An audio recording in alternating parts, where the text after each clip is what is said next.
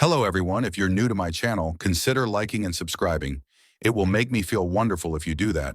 Thanks. By the way, I also have another Naruto and Luffy fanfiction channel.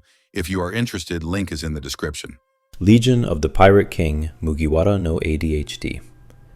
With a larger crew come unique challenges and obstacles they must overcome together, including conflicting personalities and different wants and needs to have an enjoyable and sustainable journey. The story covers canon arcs and how they are handled given the expanded roster, but also includes a heavier emphasis on the slice-of-life moments between major arcs at sea.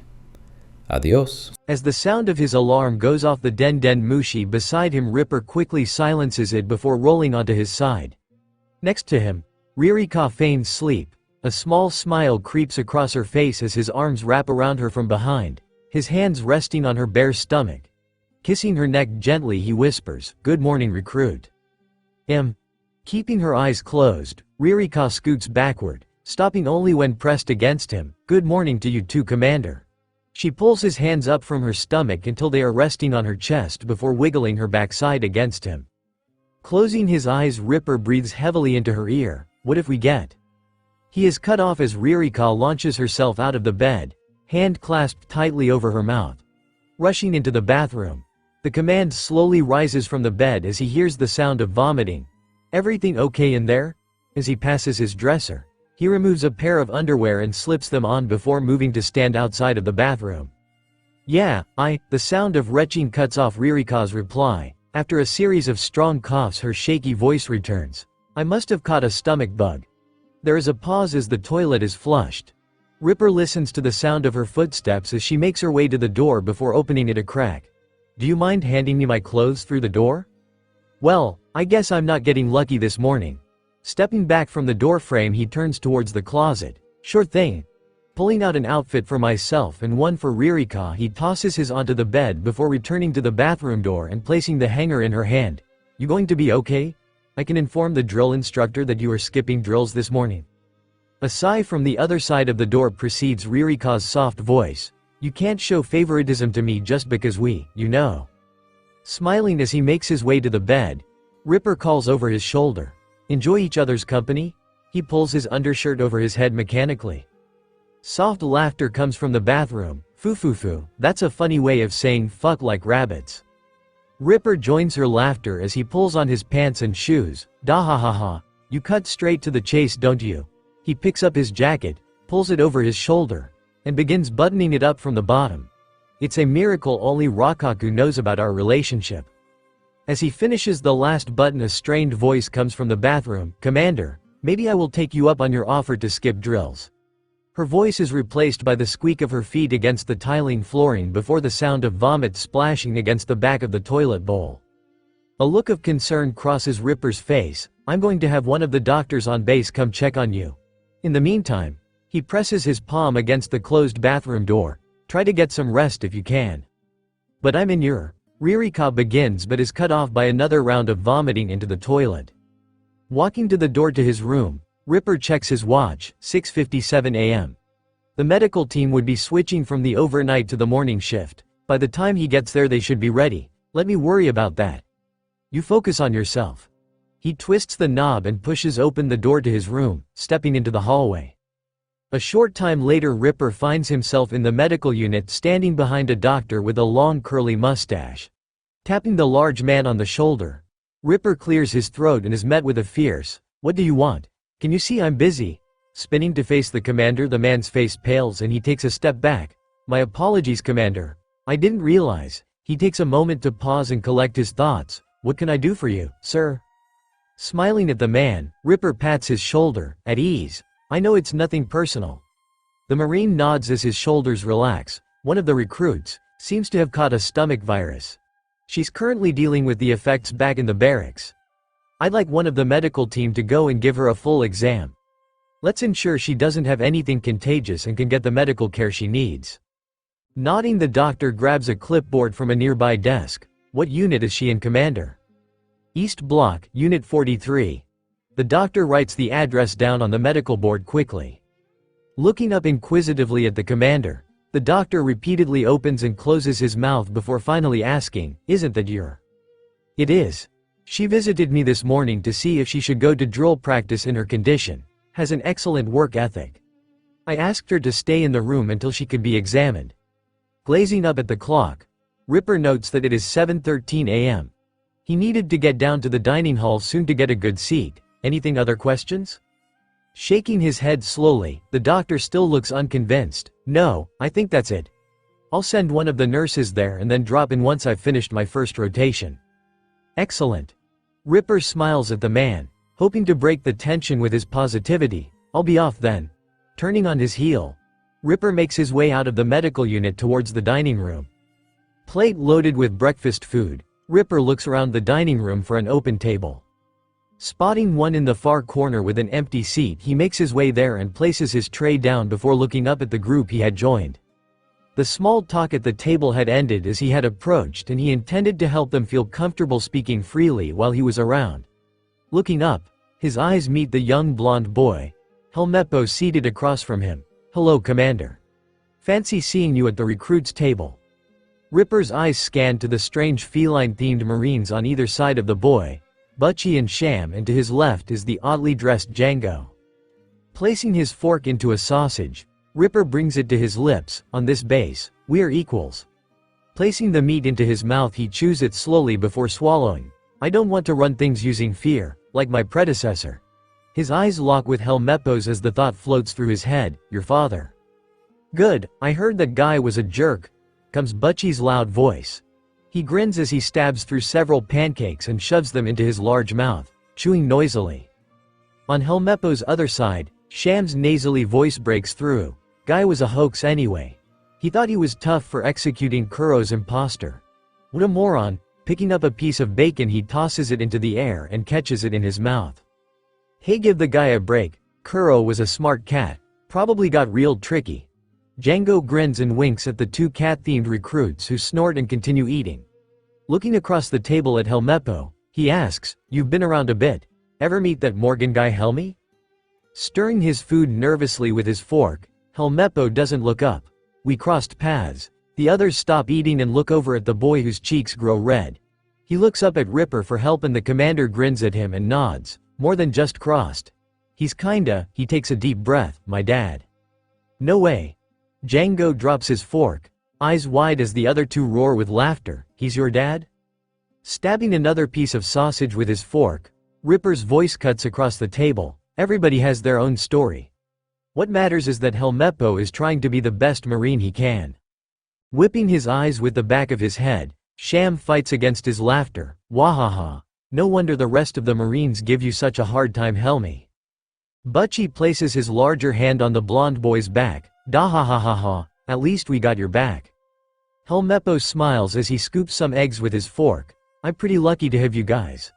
Lookinjical look comes across his face. Where's Rirka at? She normally eats with us. Cutting up his pancakes with the side of his fork, Ripper responds calmly. Some kind of stomach virus. I dispatched the medical team to her uni. Hopefully, she'll be better soon, but she will probably be out all day. With a concerned look, Helmeppo asks, should we bring her something to eat? Ripper shakes his head slowly. I don't need you knowing where she is sleeping.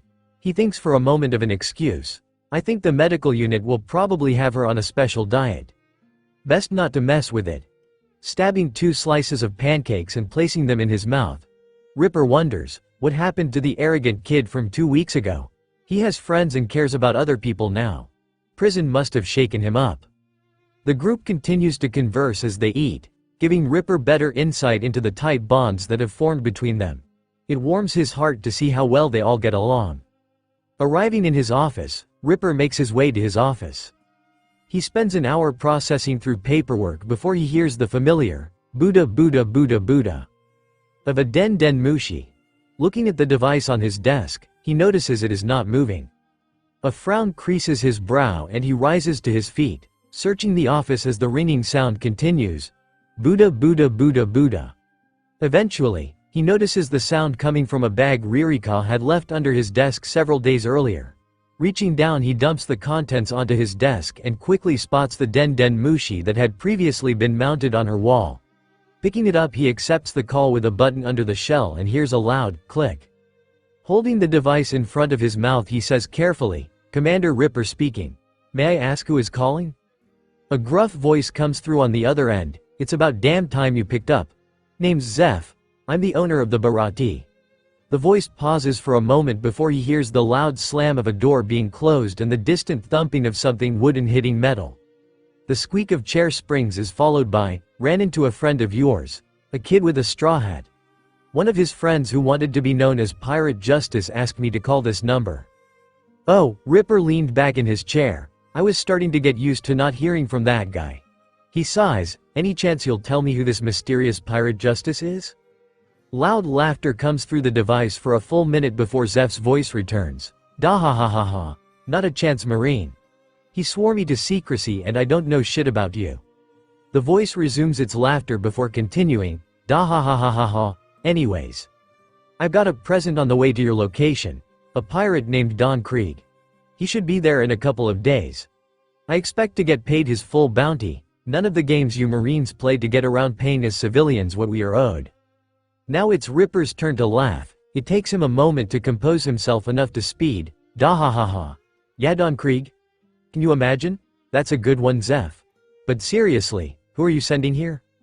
In an annoyed tone, the gruff voice asserts, "I told you Don Krieg and I meant Don Krieg. So are you going to pay up, or should I have my men dump him on some island to wreck the place?" "There's no way. Maybe Luffy did it, but how is that possible?" Ripper breathes out slowly through his nose and closes his eyes. "If it's him, I'll make sure you are properly compensated." Opening his eyes, he reaches into a drawer and pulls out a binder. Flipping it open to a page of bounties, he traces his finger down the list until it lands on Don Krieg's name. 17 million belly if he's alive, 12 million belly if he's dead. Do you want the entire payout as a lump sum or in installments? The sound of wood tapping against metal can be heard on the other end for a minute before Zeph's voice returns. "I'll take it as a lump sum. A couple of my best men are handling transport and they can keep the money safe until it gets back here. Keep an eye out for a ship with the Bharati Jolly Roger." "Will do." Ripper thinks to himself, first Morgan, then Kuro and now Krieg. Our jail cell is starting to turn into a target. Garp needs to get here soon. He pulls out a notebook, writes, "Bharati boat equals Don Krieg bounty," and underlines it. "Anything else you wanted to talk about, Zeph?"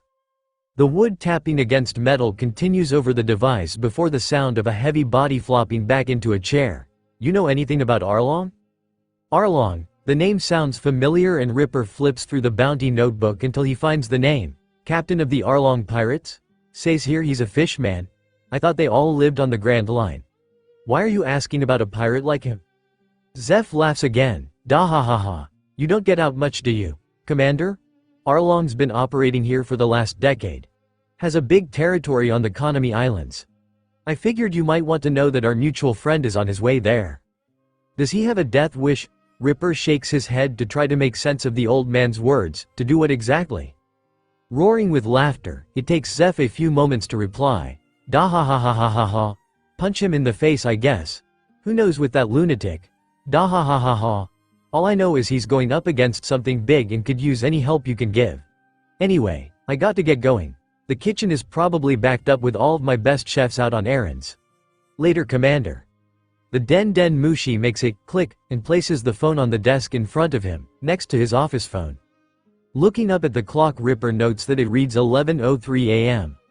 He hears a knock on the door before it is thrown open and Rakaku waltzes in. "Hey Ripper, where's your girlfriend?" The door slams behind him and the commander winces, hoping nobody in the hallway heard his boisterous friend was walking through the training grounds and didn't see her out there with the other recruits. He grabs a chair on the opposite end of the table and pulls it back, planting himself on it. Not waiting for a response, he reaches into his back pocket, pulls a folded up paper out and slides it across the desk. "We got a call from the 77th branch. They are running a raid on Arlong Park out on the Konami Islands. I'd never heard of the place, but they asked for backup from other branches. The 16th already volunteered to participate in the raid. Do you think it's worth sending over one of our ships? What are the chances of Luffy attacking at the same time the 77th branch does?" Placing his thumb and pointer finger against his chin, he considers the situation. "We could scramble the group in Orange Town. It might take a few days for them to arrive, but they can help clean up the mess. He finishes the thought in his head, from that straw-brained idiot. Rokkaku shrugs his shoulders, might as well. Last I heard they were wrapping things up. Mind if we call them up here? I don't want to walk back to my office. Lazy bastard. Ripper rolls his eyes as he picks up his normal Den Den Mushi and punches in the numbers 128511590. The device begins to vibrate in his hand as he makes the noise he has grown accustomed to lately. Buddha Buddha Buddha Buddha. Buddha Buddha Buddha Buddha. Click. A warm voice on the other end answers, Chief Petty Officer Shields speaking. Rokkaku grins as he leans back in his chair. Hey Shields. It's Rokkaku and Ripper here. How are things going in Orangetown? The voice on the other end sounds flustered. Things are good. Why? Did somebody tell you there's an issue? I can assure you there are no issues here. Grinning, Ripper pulls the device closer to him. Nothing here, Shields. Just looking for an update, that's all. The man on the other end lets know things are going great here. I was going to call you this evening, but we plan on sailing back to base tomorrow. Those white dogs ended up being more helpful than we thought. From across the table, Rokkaku mouths, white dogs, with a questioning look. Ripper responds to his friend by mouthing, later, good to hear. There's a minor change of plans though. The 16th and 77th branches are running a joint operation out on the Konami Islands. Would you mind heading that way to clean up? He pauses and makes eye contact with Rokkaku, willing him not to react. A certain Straw Hat pirate is also on his way. I'm worried he's going to make a mess of the place. Realization dawns on Rokkaku's face and he nods slowly, not speaking. There is a pause before Shields' voice returns. This the same Straw Hat pirate who took down Buggy on Orange Island. A smile stretches across Ripper's mouth, the very same. Think you can head out that way? There is a long pause and a sigh. I suppose we have to. Who knows what trouble that kid caused? He stops and Ripper is about to end the call when Shields' voice cuts back through. Do you mind if I bring the white dogs with me? You sure? A quizzical look is painted on Ripper's face. I can't imagine those pirates will be very helpful. The voice on the other end sounds excited. Absolutely. They were invaluable here. I can't imagine how long it would have taken to fix up Orangetown without their help. They may be pirates, but after working together I'd trust them as much as first would any Marine. Ripper covers the receiver and snorts in disbelief. Uncovering it he says, all right. They're your responsibility. I don't want to hear from any of the other branches that you let them loot and pillage the place. Call us back when you arrive with a status report. Ripper hangs up the device and places it on the table before crossing his arms on the desk. Still curious about the white dogs? Eyebrows raised. Rokkaku responds slowly, not as curious as I am about how you know the Straw Hats will be there. Shaking his head to regain his composure, his trademark grin reappears. And don't think I'll let you get away without telling me what's going on with your girl. The pair continue to chat. Ripper eventually sets his friend to work on a few tasks necessary to prepare for Garp's arrival on February 24th. After a long day of work, Ripper returns to his dorm unit. Knocking lightly on the door, he calls out before opening it, I'm home. As he swings the door open and steps through he sees Ririka sitting on the edge of the bed, stretching her arms out towards him. Making his way towards her, he takes her hands and looks down lovingly. Any word from the medical unit? Gently pulling her right hand from his grasp, Ririka pats the bed beside her. I did. But you'll want to sit down first, Commander. Confused, Ripper releases her other hand and obediently sits beside her. She turns her body towards him and wraps her right arm around his shoulder, her left hand caressing his chest. It wasn't food poisoning that caused my upset stomach this morning. Confused, Ripper places his right hand on hers and looks into Ririka's beautiful eyes. If it wasn't food poisoning, then what happened? Lacing her fingers between Ripper's, Ririka slowly guides the commander's hand down to her stomach as she continues to make eye contact with him. Ripper, I'm pregnant. His face splits into a wide smile as he wraps his arms around Ririka and hugs her tightly. Thoughts race through his mind, but the one that stands most clearly above the others is, I'm going to be a dad. The two continue to hold each other for the next hour, discussing their future and how to raise a baby together. Ripper floats between sleep and consciousness as he clings to the edges of a steamy dream involving Ririka. He cracks his eyelids open and as his vision is adjusting to the darkness in the room notices that he cannot feel the sheet on his body. Looking down towards his legs, his eyes meet with Ririka's as she smiles at him before using her left hand to wipe something from her bottom lip. "Good morning, Commander," she says in a seductive tone. As the fog in his mind clears, Ripper notices that a prominent part of his anatomy, usually standing at attention in the morning, has gone limp. "Did you?" Ririka nods her head as she crawls up the bed. Once they are face to face, she whispers, "I thought you might need to relieve some stress before Garp got here." Placing his right hand on her panty-clad ass cheek, Ripper squeezes the pillowy flesh. "Wake me up next time." He presses his lips against hers as his left hand traces up her spine, causing her to shiver. She moans against his lips as her legs part on either side of his body and she begins rocking back and forth. "We'll see." Her lips again collide with his as the hand on her ass controls the rhythm of her body grinding against his. Half an hour later, the pair finished getting dressed. Placing his hands on Ririka's hips, Ripper looks into her eyes. "Thanks for this morning." Rising onto her toes, she gives him a peck on the lips. "It was my pleasure, Commander." Seeing the animalistic hunger behind his gaze, she places her hands on his chest and gently pushes him away. "Garp will be here any minute." She's right, but damn does she look good right now. He lets out a slow breath he didn't realize he had been holding. "You're right. We'll have to finish this tonight." Winking at the young woman, he turns and leaves the room. Lining up on the shore beside his best friend, Ripper waits with nervous anticipation as the marine vessel crests the horizon. It was massive, far larger than even their biggest warships. Rokkaku lets out a low whistle. Now that's a ship.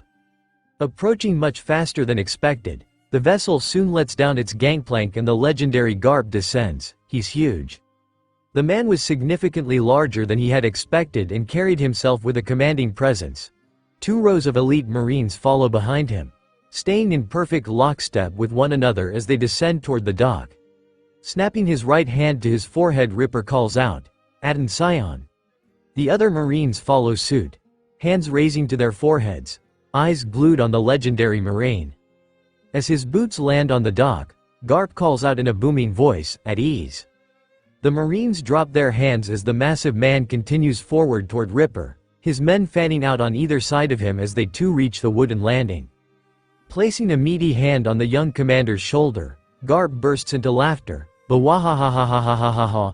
He is joined by the marines behind him who drop their serious expressions and clutch their stomach as they roar with laughter. Wiping a tear from his eye, the massive marine pats Ripper's shoulder. "Relax, Commander. I don't bite." He flashes his teeth. Often, the marines with Garp redouble their laughter as several of Ripper's marines attempt to stifle chuckles of their own. Beside Ripper, Rokkaku remains uncharacteristically stoic. "Welcome to Shell's Town, sir." Continuing to hold Ripper's gaze, the massive marine replies, "So nice to return home to the East Blue." Ripper continues to not move or speak, paralyzed by fear and awe. Is he okay? The corner of Rokkaku's lip twitches as he fights back a smile. "He's fine, must be nerve." "Welcome to Shell's Town, sir," shouts Ripper, cutting off his friends. "Why?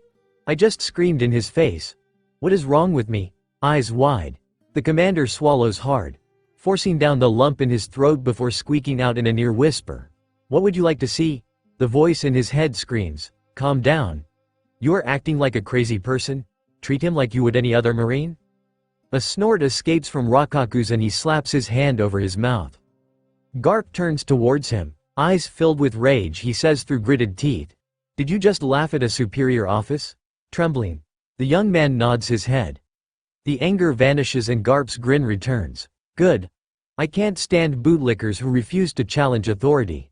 Shifting his gaze back to Ripper, he picks the man up by the shoulders and turns him around before placing him back on the ground. "Lead us to the training grounds." What? Ripper begins walking towards the base as his mind continues to race. Is he insane? Have I gone insane?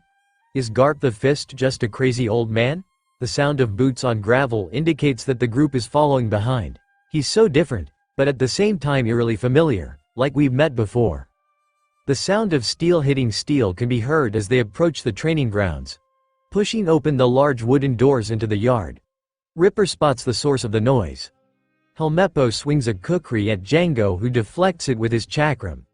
Beside them, Sham sits on Butchie's shoulders, cheering with each clash as the large man attempts to maintain his balance. You can do it, Helmeppo. Cut off that nasty goatee. Knock it off, Butchie. Django shouts as he turns his head towards the thin man. He freezes as soon as he catches sight of Ripper and the others. Wahahahaha. Helmeppo laughs as he slashes towards Django's neck, stopping just before the blade connects. I win. You gotta keep your eyes on the prize, Django. Django points a thin finger at the towering man, GGG Garp. The others spin to face the entrance and Helmeppo drops his weapon as they all salute. Across the training grounds, Warrant Officer Blanche and the rest of Alpha Platoon snap to attention, saluting the Vice Admiral. Roaring with laughter, Garp places a meaty arm across Ripper's shoulders. Biwahahahaha. Who are those for? He points with his free hand at the recruits. A grin spreads across Ripper's face. The walk from the docks had given him enough time to recover from his initial shock. Those are our newest recruits, Butchie, Sham, Django and Helmeppo. They are fairly green, but I think they've got potential. The large man nods his head. I like him. They've got a good energy. He shifts his focus to the Blanche and the rest of the platoon. How about these others? He notices that everyone is still saluting and in a frustrated voice shouts, at ease, enough of this formality. The Marines drop their salutes and Ripper replies, that would be our Alpha Platoon. They work directly with the citizens of Shell's town to handle any incidents that might arise. Garp pats Ripper's shoulder showing his approval. Good, there's enough Marines out there giving us a bad name. We need to show the people we are here to help. He looks down at the commander and grins. Speaking of Marines giving us a bad name, where'd you put Morgan? Looking up at the big man, Ripper replies calmly, that would be the cell block. Take me there, shouts the large man as he again explodes into laughter. Bawahahahaha. The rest of y'all can make yourselves at home. He's certainly excitable. Reminds me of that rookie pirate with the straw hat. Extracting himself from the man's grip, Ripper turns and the Marines behind them disperse as he leads the Vice Admiral back towards the base. Once they are in the cell block, Garp makes his way to the iron door marked 1 and slams his fist against it. Wake up, you bastard. There is a rush of footsteps inside the cell as an angry Morgan charges the door and slows to a stop as he sees the massive Vice Admiral grinning at him. Eyes wide, the former Marine stammers, G. Garp?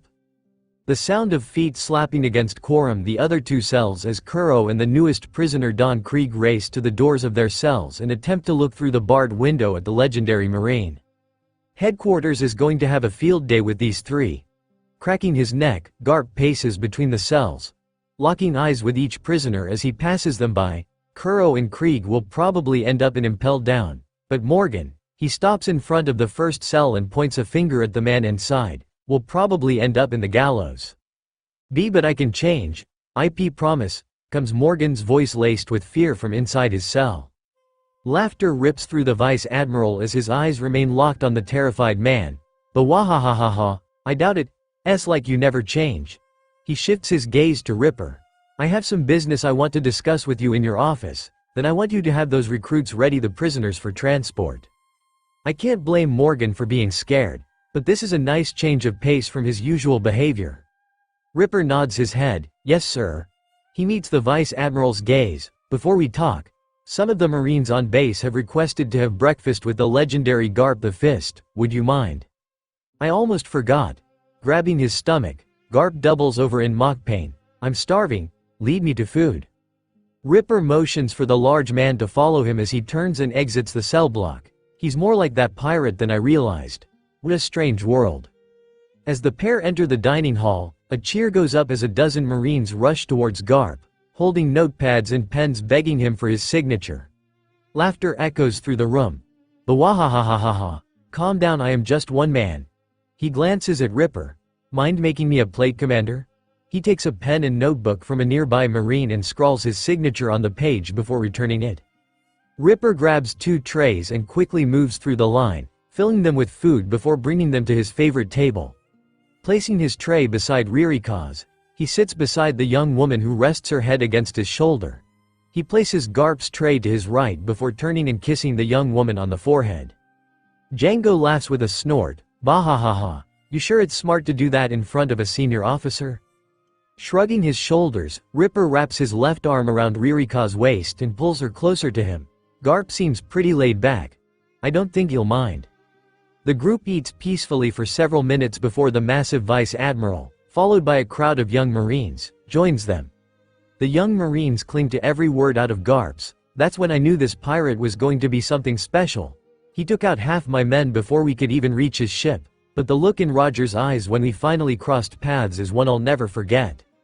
There is a gasp from the surrounding marines and a young woman cries out, "Do you mean gold, Roger?" Bawahahahaha. Garp roars with laughter as he picks up his fork. I do indeed. The brat who kicked off this cursed pirate era. He stabs a piece of sausage and plops it into his mouth, chewing noisily as the marines around him, ooh, and ah, over the revelation. Garp continues to tell the story of his first fight against the late Pirate King between mouthfuls of food. Once he has finished eating and telling his story, he rises from the table and motions toward Ripper to join him. The commander and I have some business to attend to if you'll excuse us. Removing Ririka's hand which had snuck its way over the bulge in his pants hidden by the table, Ripper quickly adjusted himself before rising to his feet. This way, Vice Admiral. With groans of disappointment, the young marines allow the pair to exit before returning to their long-abandoned meals. Arriving at his office, Ripper unlocks the door and steps inside. Making his way to the desk, he sits down quickly, hoping to cover for the fact that he was still sporting a boner from Ririka's teasing at breakfast. Grabbing a chair, Garp pulls it to the other side of the table before dropping himself roughly into it, causing the small chair to groan under his weight. He grins at the young commander. She seems like a catch. Face growing hot as his cheeks turn red, Ripper splutters in response. She, we, I, it's. Laughing, Garp slaps his hands against the table. Bawahahaha. Just giving you a hard time, boy. His toothy grin returns. So how do you know my grandson? Ripper's mind races as he tries to figure out what the man is talking about. Did I miss something? Why would I know his grandson? What's going on? Confusion on his face. Ripper asks in a careful tone, what are you talking about? Pushing himself back from the table, Garp leans his head back as he again roars with laughter. Bawahahahahahaha. Come on, Ripper. Haven't you figured it out yet? He straightens his back and meets the commander's eyes, wears a straw hat, always talking about how he wants to be the king of the pirates. Unlike that stuffy son of mine, he might as well be a carbon copy of me. Oh my god. The pieces click into place in Ripper's head. That's why he is so invested in Luffy. It's his grandson. Wait, Luffy's grandfather is Garp. He wets his lips. How did he become a pirate? Garp cuts him off. Beats me. I tried to convince him to join the Marines, but he's as stubborn as I am. He laughs again as he uses his feet to pull the chair back towards the desk. Bawahahahaha. The joke's on me. Spend all my free time raising the boy after his good-for-nothing father takes off and he decides to become a degenerate pirate. A smile creeps across Ripper's face. He's a good kid. You raised him right. He points at the desk. If it weren't for him, we'd still be under Morgan's rule. Nodding, Garp places his meaty arms on the desk. Good point. Guess he's not a completely lost cause. He straightens his back. Anyways, that's not what I wanted to talk to you about, Ripper. How would you feel about a promotion? A promotion? I was just promoted to this rank 2 weeks ago. Ripper attempts to keep his facial features neutral. I'm interested. What were you thinking? Garp crosses his arms and leans back in his chair. You've been handling a lot of things outside your normal jurisdiction. Rumor has it that you have a team working all the way out in the 16th branch's territory on the Konami Islands. He smiles warmly at the commander. You're one of the good ones, Ripper. The work you've been doing is what we all should strive for. Nodding along with the man, Ripper's mind races. Should I not have sent shields to help with the joint mission? What is Garp getting at? I want you to oversee the East Blue. Ripper's eyes widen as he stares at the Vice Admiral who grins back at him. It would require you to move to Logatown, but I don't think it should be difficult to have your things shipped there. With your current title as commander, that would be impossible, since most of the other branch leaders outrank you. So by the authority of the world government, I am promoting you here and now to the rank of Rear Admiral. Everything around Ripper fades away as his vision tunnels toward the Vice Admiral. His lips move but he cannot force any noise to come out. Rear Admiral? I'd be skipping over the captain and commodore ranks entirely. What does it even mean to be a Rear Admiral out here? He can hear a faint ringing as all other sounds fade away. His thoughts are interrupted by Garp's booming voice as his vision returns to normal. Think you're up to it? Nodding his head robotically, Ripper searches the large man's eyes for any sign of a joke before replying, "Yes." A thought races through his mind and exits his mouth unfiltered, FTY third. I can't just abandon them. Garp grins at the newly appointed Rear Admiral. First thing you think about is the people you serve. I knew you were the man for the job, Ripper. He raises his eyebrow. Who do you think would do a good job here? Rakaku, shouts Ripper immediately. I trust him with my life. Rising to his feet, Garp walks briskly to the door and throws it open, shouting down the hallway, "Rakaku, get your ass in here." A moment later the Lieutenant Junior appears and shaking with fear makes his way into the room. Ripper does his best to hide his joy at his friend's obvious panic. Slamming the door shut, Garp points at the chair he had been sitting in and says with a snarl, "Sit down." Shaking with fear, the young man sits down as he stutters out, "WWW, what DDD did I DDD do?" The color has drained from his face and he is breathing quickly as his eyes plead for help from Ripper. Approaching the young man from behind, Garp slams his massive hands onto the table, causing Rakaku to jump in his seat in fear as the Vice Admiral screams, "You know what you did." From the other side of the table, Ripper howls with laughter, "Bahahahaha, you should see your face." Bawahahahaha. Garp joins in the laughter as he points down at the young man. He pissed himself. The pair continue to howl with laughter. Rakaku's cheeks turn a bright crimson. He grits his teeth as his face contorts into a look of rage. "The fuck?" Crossing his arms he glares at Ripper across the table. "Did I do?"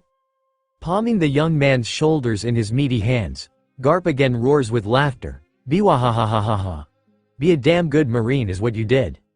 Nodding his head, Ripper wipes the tears of laughter from his eyes. "Such a good Marine. We decided to put you in charge."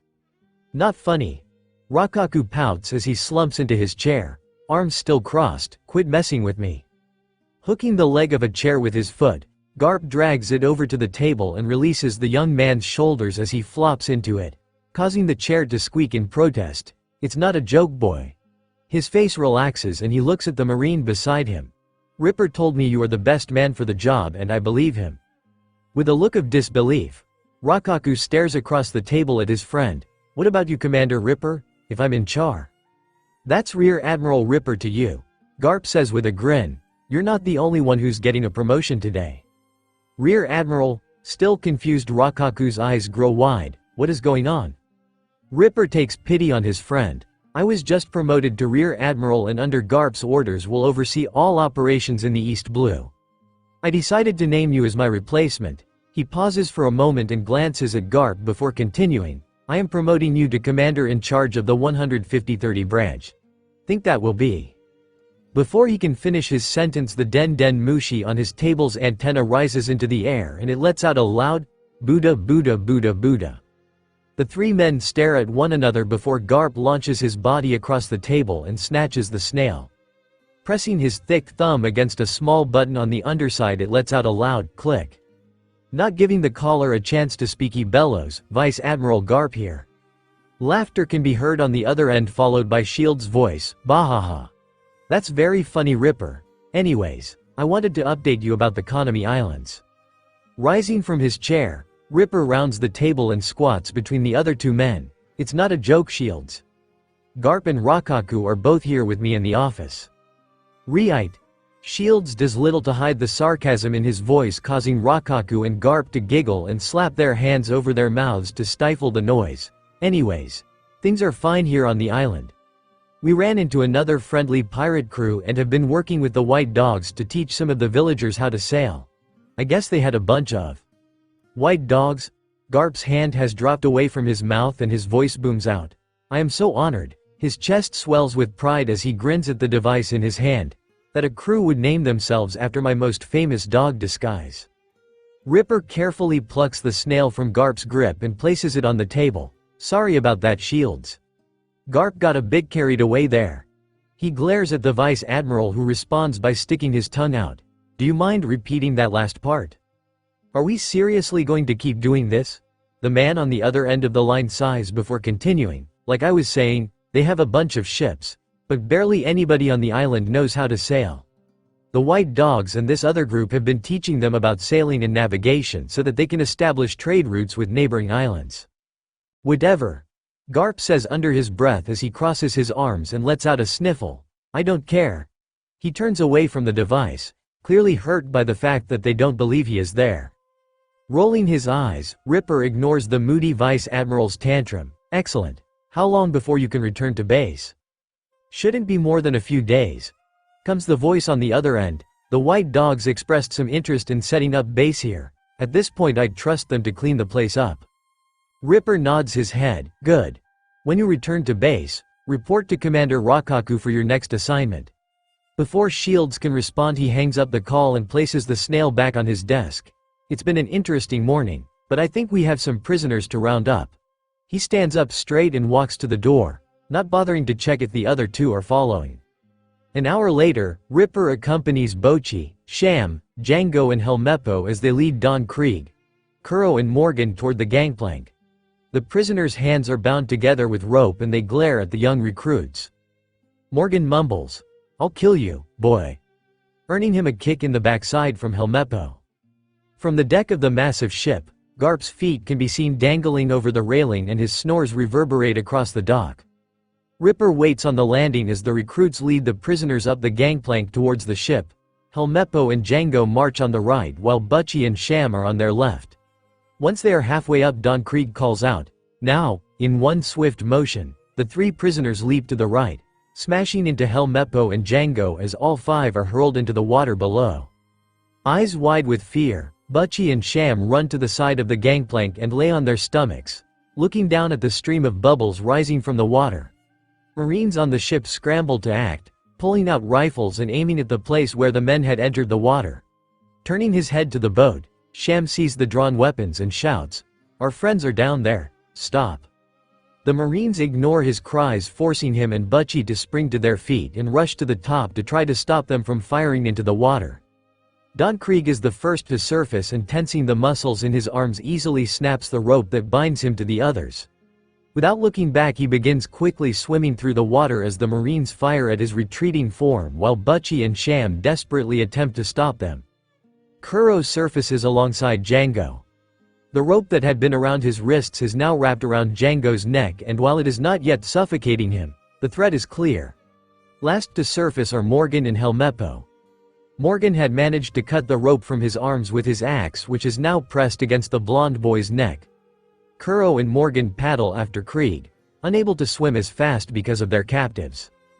Garp awakes with a start and upon attempting to stop his men from shooting at something in the water yells, "What are you boys doing?" Attempting to yank the rifle from a Marine's hands, Bocchi shouts back, "They are shooting at our friends. We can't let them hurt Helmeppo and Django." Pulling his shoe off, Garp hurls it at one of the Marines, aiming through his sights at Krieg's back. "The hell is wrong with you? Stop firing." Obediently the Marines holster their weapons. With a panicked expression, one of the younger Marines shouts, "But Garp, the prisoners are about to." "Who cares?" Rising to his feet, Garp looks down to take in the scene. What are a couple of no-name pirates from the East Blue going to do? He places his hands on either side of his mouth and shouts, "What are you doing, boys? Just let them go. This isn't worth your lives." Noticing that their captives are preoccupied with reaching land, Helmeppo and Django take deep breaths before diving into the water. Ahead of them, Don Krieg pulls himself out of the water and spotting a nearby boat dashes towards it. The other two follow suit. Don Krieg grabs hold of the wheel as Kuro releases the sails. "Oh shit," says Ripper from the dock, "that's one of the chasers." He starts running toward the fleeing men as Morgan raises his axe hand above his head and brings it down on the rope tying the small ship to the dock. The vessel's powerful engine comes to life as the boat is flung across the water like a rocket. Ripper skids to a stop. Fuck. In a panic, he turns around and bolts back to the massive Navy vessel. Once he is close he calls out, "Garp. We have to go fast, that's one of the new chaser ships." Shrugging his shoulders, Garp raises his hands helplessly. "There isn't much we can do about that. This thing isn't nearly fast enough to catch up." His eyes follow the small ship as it quickly disappears over the horizon. "Don't worry, Ripper, I'm sure you'll figure out a way to track them down." Why is he being so calm? He came out here for them. Slowing down as he reaches the dock, Ripper fights to catch his breath as Helmeppo and Django climb out of the water and join his side. "I'm sorry, Ripper," comes Helmeppo's voice. eyes glued to the wooden planks on the dock. "We screwed up bad," says Django, looking equally ashamed. From the ship, Garp again lets out a roar of laughter. Bawahahahaha. Mistakes happen, boys. Don't let it get you down. Looking down, Garp catches Ripper's eyes and grins. "Hey Ripper. You mind if I take the boys with me? I think they'd do well back in headquarters." The two recruits stare at Ripper with hope as Ripper continues to meet Garp's gaze. "All four of them? You sure about that?" Bawahahahahaha. Garp grabs his stomach as laughter rips through his body again. "I don't think they'd make it if we tried to separate them." Ripper grins at the Vice Admiral. "Then I think it's a great idea." He shifts his gaze to the boys and motions towards the boat. "Go. Catch up with your friends."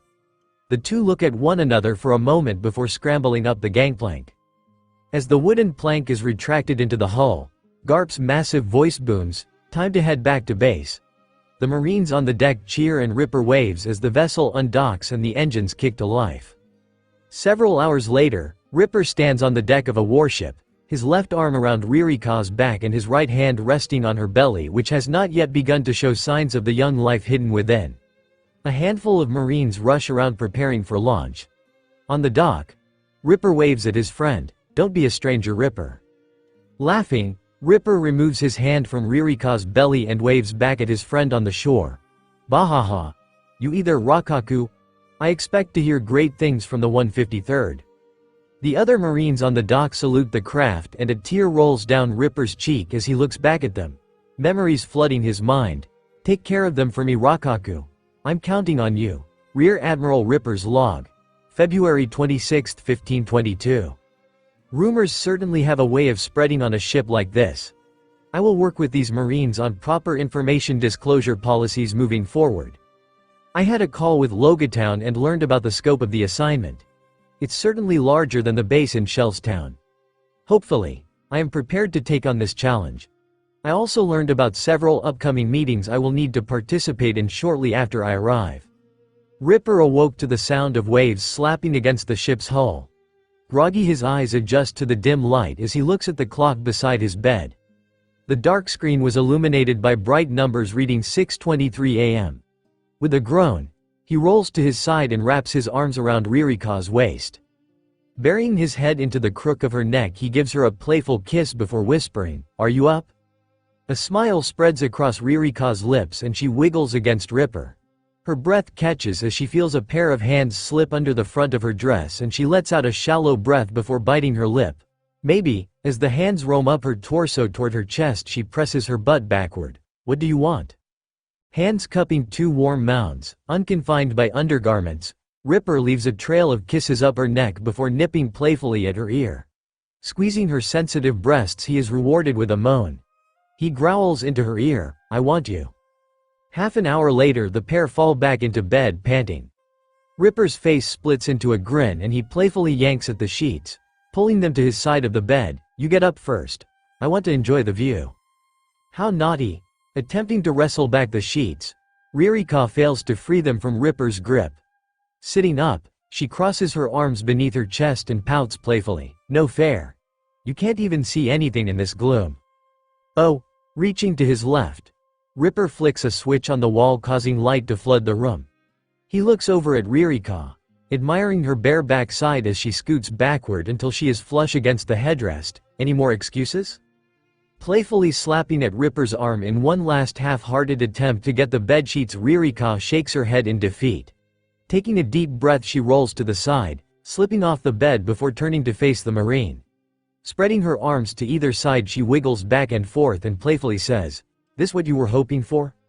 "Yeah," Ripper says with a dreamy smile on his face. His eyes are locked on her stomach as it rocks back and forth. Rising to his feet, he walks around the bed and places his hand over Ririka's tummy.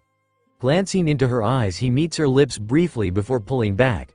"I can't believe our little one is already growing." A warm flush creeps up Ririka's neck and she leans against Ripper for support. "How did I get so lucky to find a guy like him?"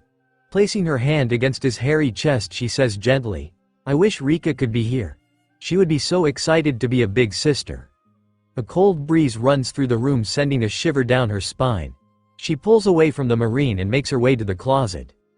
It doesn't take the pair long to get dressed. They kiss goodbye at the door before heading in separate directions. Making his way down the hall, Ripper admires the vessel's craftsmanship. Cold steel painted white with blue trim across the ship. Its uniformity was a testament to the precision and dedication the Marines prided themselves on. As he approaches the bridge, he hears whispers and rustling. A pair of officers burst through the door and froze upon seeing him. Snapping into salutes, they stare wide-eyed at the man. "At East, men," calls out Ripper in a calm voice. The pair's hands drop to their sides and they stare at Ripper without speaking. A smile touches the edge of Ripper's lips and he does his best to ease their panic. "You may speak freely. What is on your minds?" The men exchange worried glances before the smaller one speaks up. "There's been a call. It's for you." The taller Marine cuts off his friends. He gulps and shifts back slightly, telegraphing his fear of recourse. "We tried to get you when we heard noises from your room and thought you'd prefer to be left alone," the smaller man shouts. Sweat drips down both men's brows and their eyes flick to the hallway behind Ripper before returning to meet his steel gaze. "Oh, this is going to be fun." Fighting off a smirk, Ripper raises his eyebrows at the pair. "Are you sure that happened? You didn't happen to see anything?" The pair earnestly shake their heads. "No, good." Walking toward the pair, Ripper slides between them and takes hold of the door handle. He pauses. "I expect the two of you will show discretion." The smirk spreads across his face, unseen by the younger Marines. "I know I wouldn't be able to if I were in your shoes." "Sir, yes sir," the pair shout before bolting down the hall. Bah ha ha ha ha. Gut shaking at laughter spills from his lips. Ripper twists the handle. Pulling the door open, he quickly walks inside. Every face turns to look at him and several officers blush in embarrassment. I suspect they've already told half the crew. Walking confidently into the room, Ripper raises his eyebrow. "Why's everybody staring? Do I have a stain on my uniform?" Not waiting for an answer, he proudly marches to the captain's chair as the majority of the officers turn back to their monitors, unwilling to admit to their part in the rumors spreading like wildfire across the ship. The buzz of chatter resumes as the Marines attend to their daily duties. Officers review the ship's status and verify they are on course while watching for hostile vessels. Glancing down at his desk, Ripper sees that it is mostly how he left it except for a sticky note with a number written on it and the words, "Call back ASAP," written on the bottom and underlined. Leaning back in his chair, he contemplates calling the number. It's probably just Rokaku calling to give me a hard time. His thoughts are interrupted by a rumbling in his stomach. Who knows how long this call will be? I should order some food. He stares at the den mushi on his desk and it meets his gaze. The snail had been adopting some of his mannerisms and even started miming his appearance, growing a mustache and beard framed by its small mouth. The skin around its neck has begun to resemble Ripper's signature light green ascot. He mumbles, "I need to get out more, this thing is starting to look like me." Picking up the snail, he turns it over and dials 932. He presses the call button and the snail's eyes tucks glow as the connection is made. "Buddha Buddha Buddha Buddha." The snail intones as waits for someone on the other end to answer. Its mouth moves as it noisily rings. "Buddha Buddha Buddha." Suddenly the noise changes. Click. There is a moment's pause before a gruff voice cuts in. "Kitchen here. What do y'all want?" "Hey, thank you for taking the call. I was hoping you could bring some food to the bridge," Ripper calmly requests. The gruff voice returns as the snail attempts to mimic the motions of the chef's mouth. "Sure, I'll send one of the chore boys your way in a couple of minutes. Who are we bringing this to exactly?" A smile plays across Ripper's lips. "Goes to show how new I am to this job. People still don't recognize my voice." Putting aside the thought, he clarifies, "It's Rear Admiral Ripper." "Thanks." He quickly stabs the call button, disconnecting the line before the chef can bluster through an apology. Ripper glances back down at the note. "Guess it's now or never, huh?" He carefully types in the numbers. 12878-417. His hand hovers over the call button for a moment. Stealing his resolve, he presses the button. The snail's antennae again light up as it tries to see line. "Buddha Buddha Buddha Buddha." Somebody picks up on the other end before the second ring and a shrill voice calls out, "This better be important. I'm expecting a call from our new Rear Admiral any minute." "Settle down. It's Rear Admiral Ripper." A smile plays across his lips. It doesn't matter how often I hear her say it, that never gets old. His voice shifts to a more serious tone. I was told you have been trying to reach me this morning. May I ask who I am speaking with? My apologies, sir, the man said in a panicked tone. He pauses, giving his nerves a chance to settle before continuing. Petty Officer Jacob. I work reception in Logatown. Let me transfer your call. A robot tone replaces the man's butted Buddha Buddha Buddha. Fascinating. I wonder what this is about. Ripper holds the snail, waiting for it to reconnect. Click. The snail connects to a man with a gravelly voice. Who's this? Don't you tell I'm busy? Everybody is in a hurry. Logatown seems so fast-paced. With a smile, Ripper says calmly, the name is Rear Admiral Ripper and I was told. Ripper. The voice, still gravelly, sounds a lot more friendly. I've been trying to get a hold of you all morning. Sorry for being rude earlier. The name's Captain Planter. My unit is in charge of central communications and the docks. I wanted to brief you on the state of Logatown ahead of your arrival. There is a pause and a squeaking chair before Planter's voice returns. Speaking of arrival, do you have an estimate of when you'll be here? Seems like this is mostly a courtesy call. Leaning back in his chair, Ripper runs his fingers through his beard as he considers the question. Our best estimate is that we'll arrive sometime during the day on the 6th of March. Garp told me Smoker will be there to run the day-to-day operations until I arrive. The snail's mouth expands as it broadcasts Planter's roar of laughter. Bah ha ha ha ha. You must not have read the latest report. Smoker is long gone. He took off with a group of high-ranked Marines after some pirate wearing a straw hat. I've been running things in his absence, but resources have been stretched tight without a more seasoned officer. Luffy. Smiling, Ripper tries to imagine what chaos the young pirate must have left in his wake. I don't suppose I'll ever stop cleaning up your mess. Straw hat. A thought occurs to him and spills out of his mouth before he can fully think it through. As a captain, you should have no trouble handling the base. Is there any particular reason you would need somebody of my rank around? Seriously, Planter's voice sours. He is audibly unhappy with the challenge. I don't know how you Grand Line Marines operate, but a base this size is a massive undertaking. First off, I'm not from the Grand Line. Before this assignment, I was leading the 153rd branch. Secondly, what do you mean by a base this size? Wait, the sound of keys being pressed on a keyboard is broadcast through the snail before Planter's voice returns. I thought your name sounded familiar. How did you get promoted so? The man pauses briefly to collect his thoughts. Never mind. What matters is that you are coming. I'm sure you know that Logatown is the naval headquarters in the East Blue. But you probably aren't aware of how much larger we are than the other branches. Garp. What have you thrown me into? Sweat forms along Ripper's brow and fights off the lump forming in his throat. How much larger? Much larger. The Den Den Mushi's mouth forms a wide smile as Planter continues. Here on base I am one of 5 captain.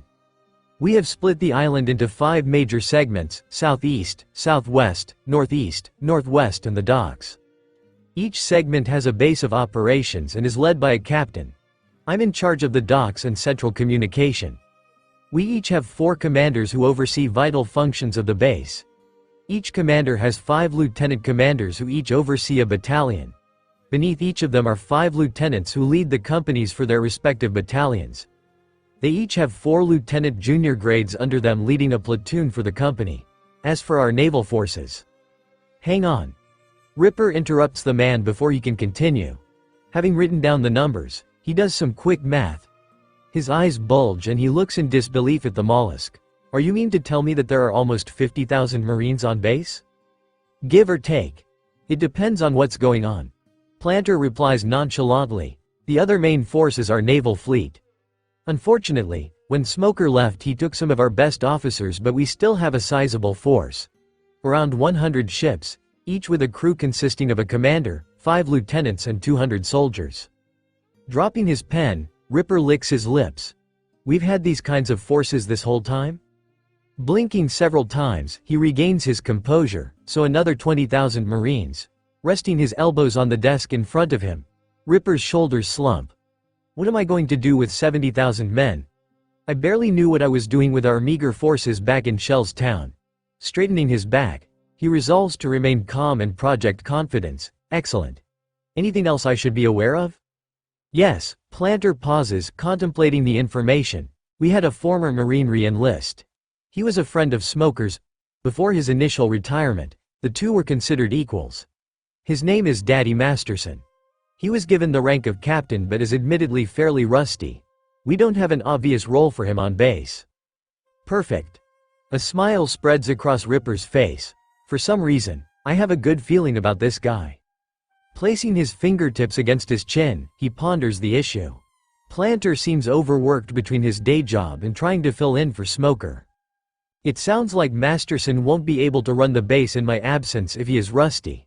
He might be able to take some load off the captain's plate. Taking a deep breath, he formalizes a plan in his head. Let's put him through the motions for a few days. Hand over some of your regular job duties so that you can focus on running the base until I get there. That'll let Masterson prove his worth and take some of the load off your plate. Anything else I need to know? A cabin boy walks in with a plate of food and carefully sets it down in front of Ripper.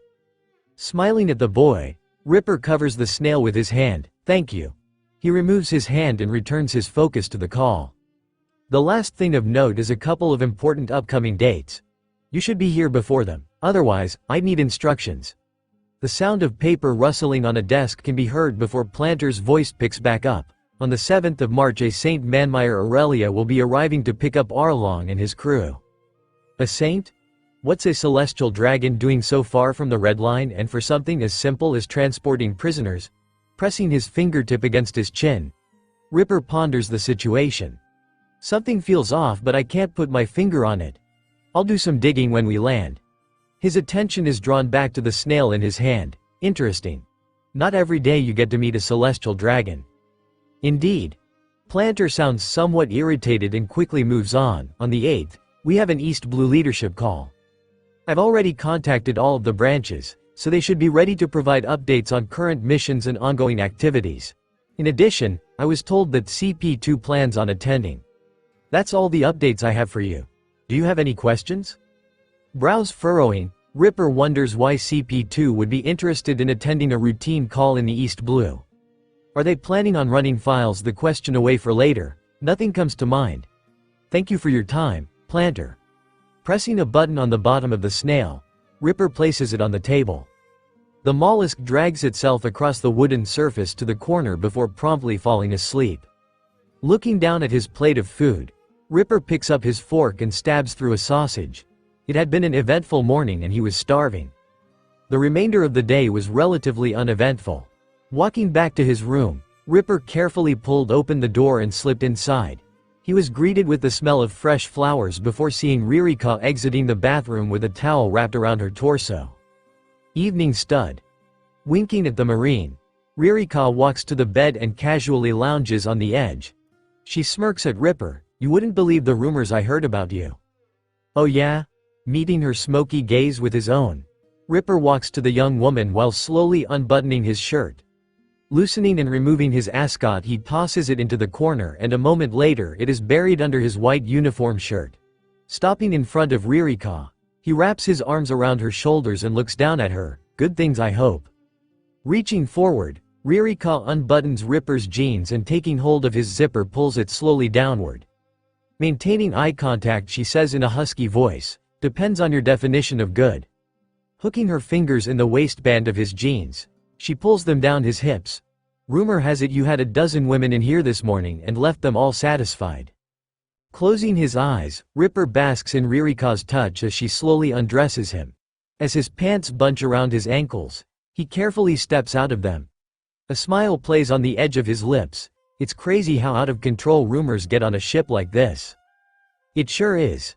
Tracing her hands back up Ripper's leg, she feels the goosebumps against her fingertips and smiles at the effect she is having. Ririka's hand stops at the junction between his legs and she casually traces the serpent hidden within his underwear with her fingertip. I guess it makes me want to prove that you are all mine. With a growl, Ripper grabs Ririka's sides and tosses her onto the bed. She lets out a loud squeal as her body hits the mattress. Reaching over, he flicks off the light before joining her on the bed. Rear Admiral Ripper's log. March 4, 1522. Received a delayed report regarding an incident at Reverse Mountain, noting a communication issue for later review. Continued planning for the arrival of Saint Manmire Aurelia and began outlining my initial actions for Logatown, given the revised arrival time. Received an urgent Den Mushi call from concerned citizens reporting a conflict with local marines, prompting the dispatch of a dozen Logatown fleet ships to investigate. Senior Officer Shields then informed me of our revised arrival in Logatown, tomorrow morning. The remainder of the day was spent on preparations for Logatown. Retired late. 153rd Branch Battleship living quarters stretching his arms above his head. Ripper pushes back the covers before swinging his legs over the side of the bed. Glancing to his side, Ripper smiles as Ririka lets out a small noise before pulling the discarded blankets onto herself. How did I get so lucky? His gaze lingers for a moment before he finally works up the courage to rise to his feet. He felt much steadier on his feet than he had when he'd first gotten on the ship over a week earlier. Smiling to himself, he recalls falling in front of the entire crew hours after departing Shell's town. Guess I've finally gotten my sea legs. Walking quickly to the dresser, he picks out fresh clothes for the day and quickly changes into them. He gave the beautiful woman in his bed one last wistful look. I wonder what the others will think when you start to show. Taking hold of the handle, he turns it slowly, doing his best not to wake his partner before pushing the door open and stepping through into the hallway. The air tasted stale, a downside of the older ship's lack of ventilation. A young man slouched against the opposite wall sprang to action as Ripper closed the door behind him. Offering a handful of papers to the rear admiral with a trembling hand, he stammered, "Our report C came in F for yaw sir." It took Ripper a moment to put a name to the face, Seaman Apprentice Leo. Enlisted only a few months ago, the poor boy looks scared half to death. Reaching forward, he takes the papers from the young man. Giving him a warm smile, he says in a low voice, "At ease, Leo." Choosing to use a first name rather than a title had the intended effect as the young man's shoulders relaxed and his hand stopped shaking. Glancing at the paper, he notices that it is dated February 28. Interesting. I'll need to figure out why there was such a long delay. Not looking up, he says in a casual tone, "You are dismissed." The young Marine scurries away to attend to his other duties. Ripper walks down the hallway to his makeshift office. Pushing open the door, he quickly rounds the table and drops into his chair. Placing the report on the desk, he carefully flips through the pages. It was mostly boilerplate information. A few details stood out. 43 ships, reverse mountain. Flipping through the pages, he stops as a key phrase stands above the rest. Lips curling upward into a tiny smile, he traces his fingers across the words, "Straw Hat Pirates." "Luffy, you crazy bastard. What have you gotten up to this time?" His eyebrow raises as he flips to the final page. 3 ships were lost, without a single casualty on either side. Fascinating. I know he's a different kind of pirate, but I'd have expected at least a handful on our side. There is a rustling of pages as he sweeps the report together and carefully places it into a pile at the corner of his desk. Pulling open a drawer, he retrieves a well-worn journal and places it onto the desk. Flipping to the first blank page, he titles it, March 4, 1522 note, and on the next page adds a bullet point, address issue with communication lines. Reverse mountain report delay. Flipping backward through the journal, he reviews his notes from the previous days. It takes him a moment to find the section he is looking for, titled, Saint Manmire Aurelia. A celestial dragon. I've only ever read about them in the paper. Been a while since one showed up out here in the East Blue. What about Arlong would bring them so far from home? Running his finger down the page, he scans through the information with an eye toward what might be missing. I've got a decent plan for security, but I should spend a bit of time figuring out where they can stay if they choose to remain overnight. His pen glides across the page, adding the missing detail to his notes. Other than that, everything seems to be in order. Guess I should figure out my first day. We were originally projected to arrive on the 6th, so I've got less than 24 hours to meet my senior officers and establish myself. Flipping back to the current day's page, he starts a section titled, First Day. Hunched over the journal, the world seems to fade away as the Rear Admiral sketches out a detailed plan of action. On the corner of the desk, an intricate map of the East Blue occasionally rustles as baby Den Mushi glides across its surface. charting the movement of ships and key personnel throughout the region. 1 hour passes, followed by another as Ripper continues to outline his plans. Focused on his work, he hardly notices the passage of time. Breakfast sits cold on the desk, delivered unnoticed by another seaman recruit. A shrill noise pierces his concentration. Buddha, Buddha, Buddha. Glancing up from his notebook, Ripper stares confused at the large snail on his desk. Who would call this early in the morning? Glancing up, he takes in the dials on the clock hanging above his door, reading 11:24. That can't be right, can it? His attention is again drawn to the snail as he shakes and screeches. Duty calls. Reaching forward, he picks up the shell and presses a button on its undercarriage. This better be important. His voice is calm but firm. Commander Ripper, old habits die hard. He quickly corrects himself. I mean Rear Admiral Ripper here. Who is calling? Ripper, thank the heavens you answered. We are under attack. They want the dragon and the girl. You have to help. Comes the frantic voice of a middle-aged woman through the snail. The poor gastropod's eyes are wide and desperate, reflecting the caller's panic. This sounds bad. Pushing aside the journal, Ripper leans forward in his chair. I need to remain calm. I'm a Rear Admiral. No need to add to the panic. Voice steady, he repeats his initial question. Who is calling? It's Beatrice, the woman shouts, clearly exasperated. The words hang in the air a moment before she continues. From the White Dog Pirates. We are being attacked by Marines from the 8th branch. What in the hell have they gotten themselves into? Leaning back in his chair, Ripper places his finger against his chin. I need to play this one carefully. Technically, that branch falls under my jurisdiction. I've heard some nasty rumors about Nelson. Had hoped he'd keep his nose clean until our leadership call later this month. But I might have to deal with him ahead of schedule. The snail on the desk's eyes darted around frantically, reflecting the woman's growing stress. With a sigh, he replies, You know I'm a Marine, right? What makes you think I'd turn on my men? And for that matter, what are you doing away from the Konami Islands? I heard you had set up base there? Because we're your friends, the woman shouts, panic shifting into exasperation, quickly followed by anger. A sharp edge enters her voice as she continues, Don't let that big promotion go to your head. Ripper, we need your help, or they'll take Ryu. APIs said they want his blood for some reason.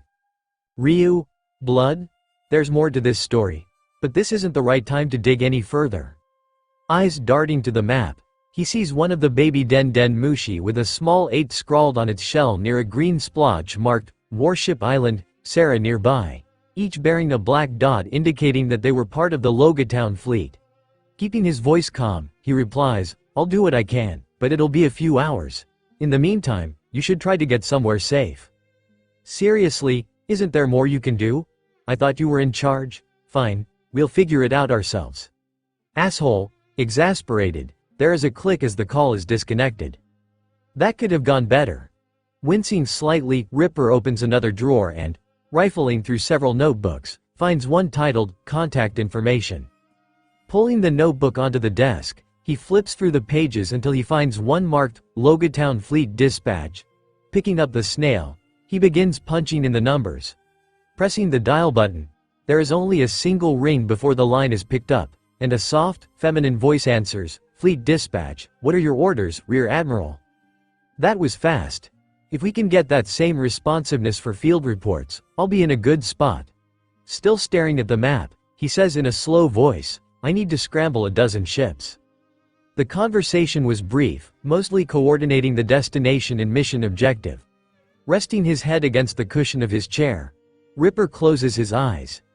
It takes a few minutes for him to release the tension he had been holding in his chest. Feeling slightly better, he is about to resume work when there is a loud knock at the door. What now? Not bothering to open his eyes, he calls out, Come in. There is a click as the door swings open, and heavy footsteps, followed by the wooden frame slamming shut. The rustling of fabric is accompanied by a familiar slap as the stranger slaps a hand against his forehead.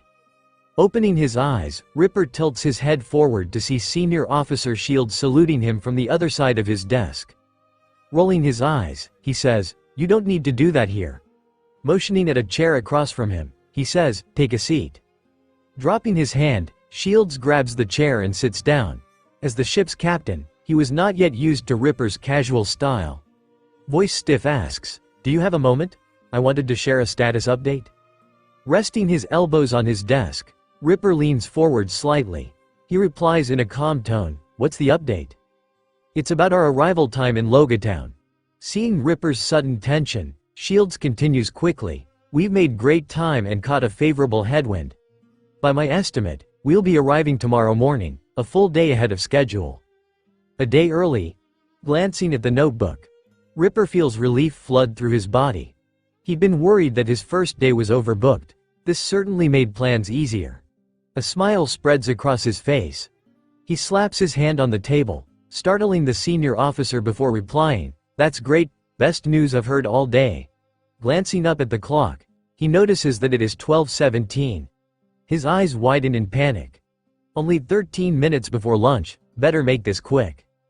Having grown accustomed to life at sea, Ripper and Ririka had established a schedule of meeting for lunch each day at approximately 12:30. While he knew she would forgive him for being late, he didn't want to disappoint the future mother of his child. Lifting an eyebrow, Shields asks, "Is everything okay, sir?" "Yes," shouts Ripper, a bit louder than he intended, as he pushes his chair back and rises to his feet. Shifting his gaze back to Shields, he shoots him what he hopes is a reassuring smile. Seeing the confusion in the man's eyes, he clarifies, "I've got an important appointment coming up, but everything is fine." Recognition flashes across Shields' face, and he gives the Rear Admiral a knowing smile. Nodding, he rises to his feet as well. Making his way to the door, he says over his shoulder, "Best not to keep her waiting." Ripper's less than professional relationship with Ririka was a poorly kept secret and had been the subject of many rumors aboard the ship. Color runs up Ripper's neck as his cheeks glow pink. "These sailors are worse gossips than Rakaku. I'll need to disclose our relationship soon through official channels, or I'll catch an earful." Glancing back at his desk, he makes a mental note to add that to his to-do list before following Shields out of the office. 153rd Branch Battleship Mess Hall. Arriving as the clock strikes 12:30, Ripper scans the busy mess hall. Spotting Ririka waving from a table near the back, he strides across the room and takes a seat across from her. She looked as stunning as ever. Hair pulled into a tight bun and well-pressed uniform hugging every curve, hinting at the voluptuous figure hidden beneath the fabric. His attention is drawn to her dark brown eyes and perfect smile. Reaching across the table, Ririka places her hand over Ripper's. Her smile falters for a moment as she notices ink stains on the tips of his fingers. He must have gotten sucked into his notebook again. Lacing her fingers through his, she again meets his gaze. She asks in a soft voice, "Busy morning?" Attempting a weak smile, Ripper replies, "Extremely." As the other Marines enjoy their meals, he fills Ririka in on the events of the morning.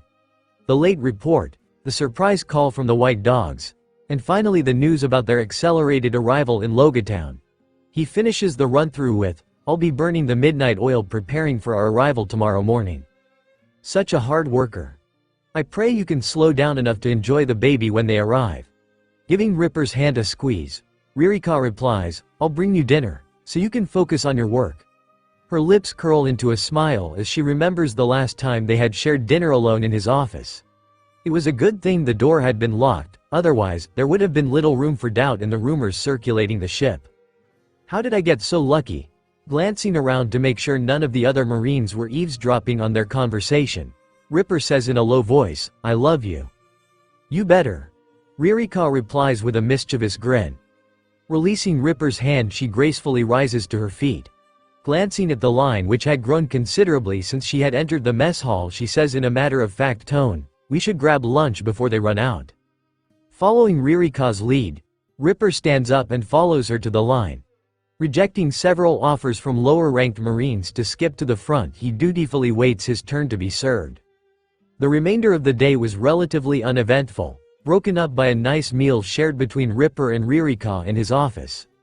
True to his word, he worked late into the night, not returning to his bedroom until well after midnight. Exhausted from a long day, it doesn't take long before Ripper drifts off to sleep. Rear Admiral Ripper's log. March 5, 1522. Arrived in Logatown at dawn. Immediate inspection upon arrival confirmed the need for updated Marine uniforms. held an introductory meeting with the Logatown captains. Significant internal dynamics to address. Daddy Masterson has proven invaluable as a second-in-command. Initiated tour of key facilities, addressing several immediate personnel issues, particularly regarding Commander Julien's conduct. Stopped by my new office to plan our meetings for the week and solidify plans for St. Manmire Aurelia's visit. Delivered a public address at the execution platform, aiming to redefine justice and leadership for the base. Navigating the Cipher Pole 2 presence may be an ongoing challenge.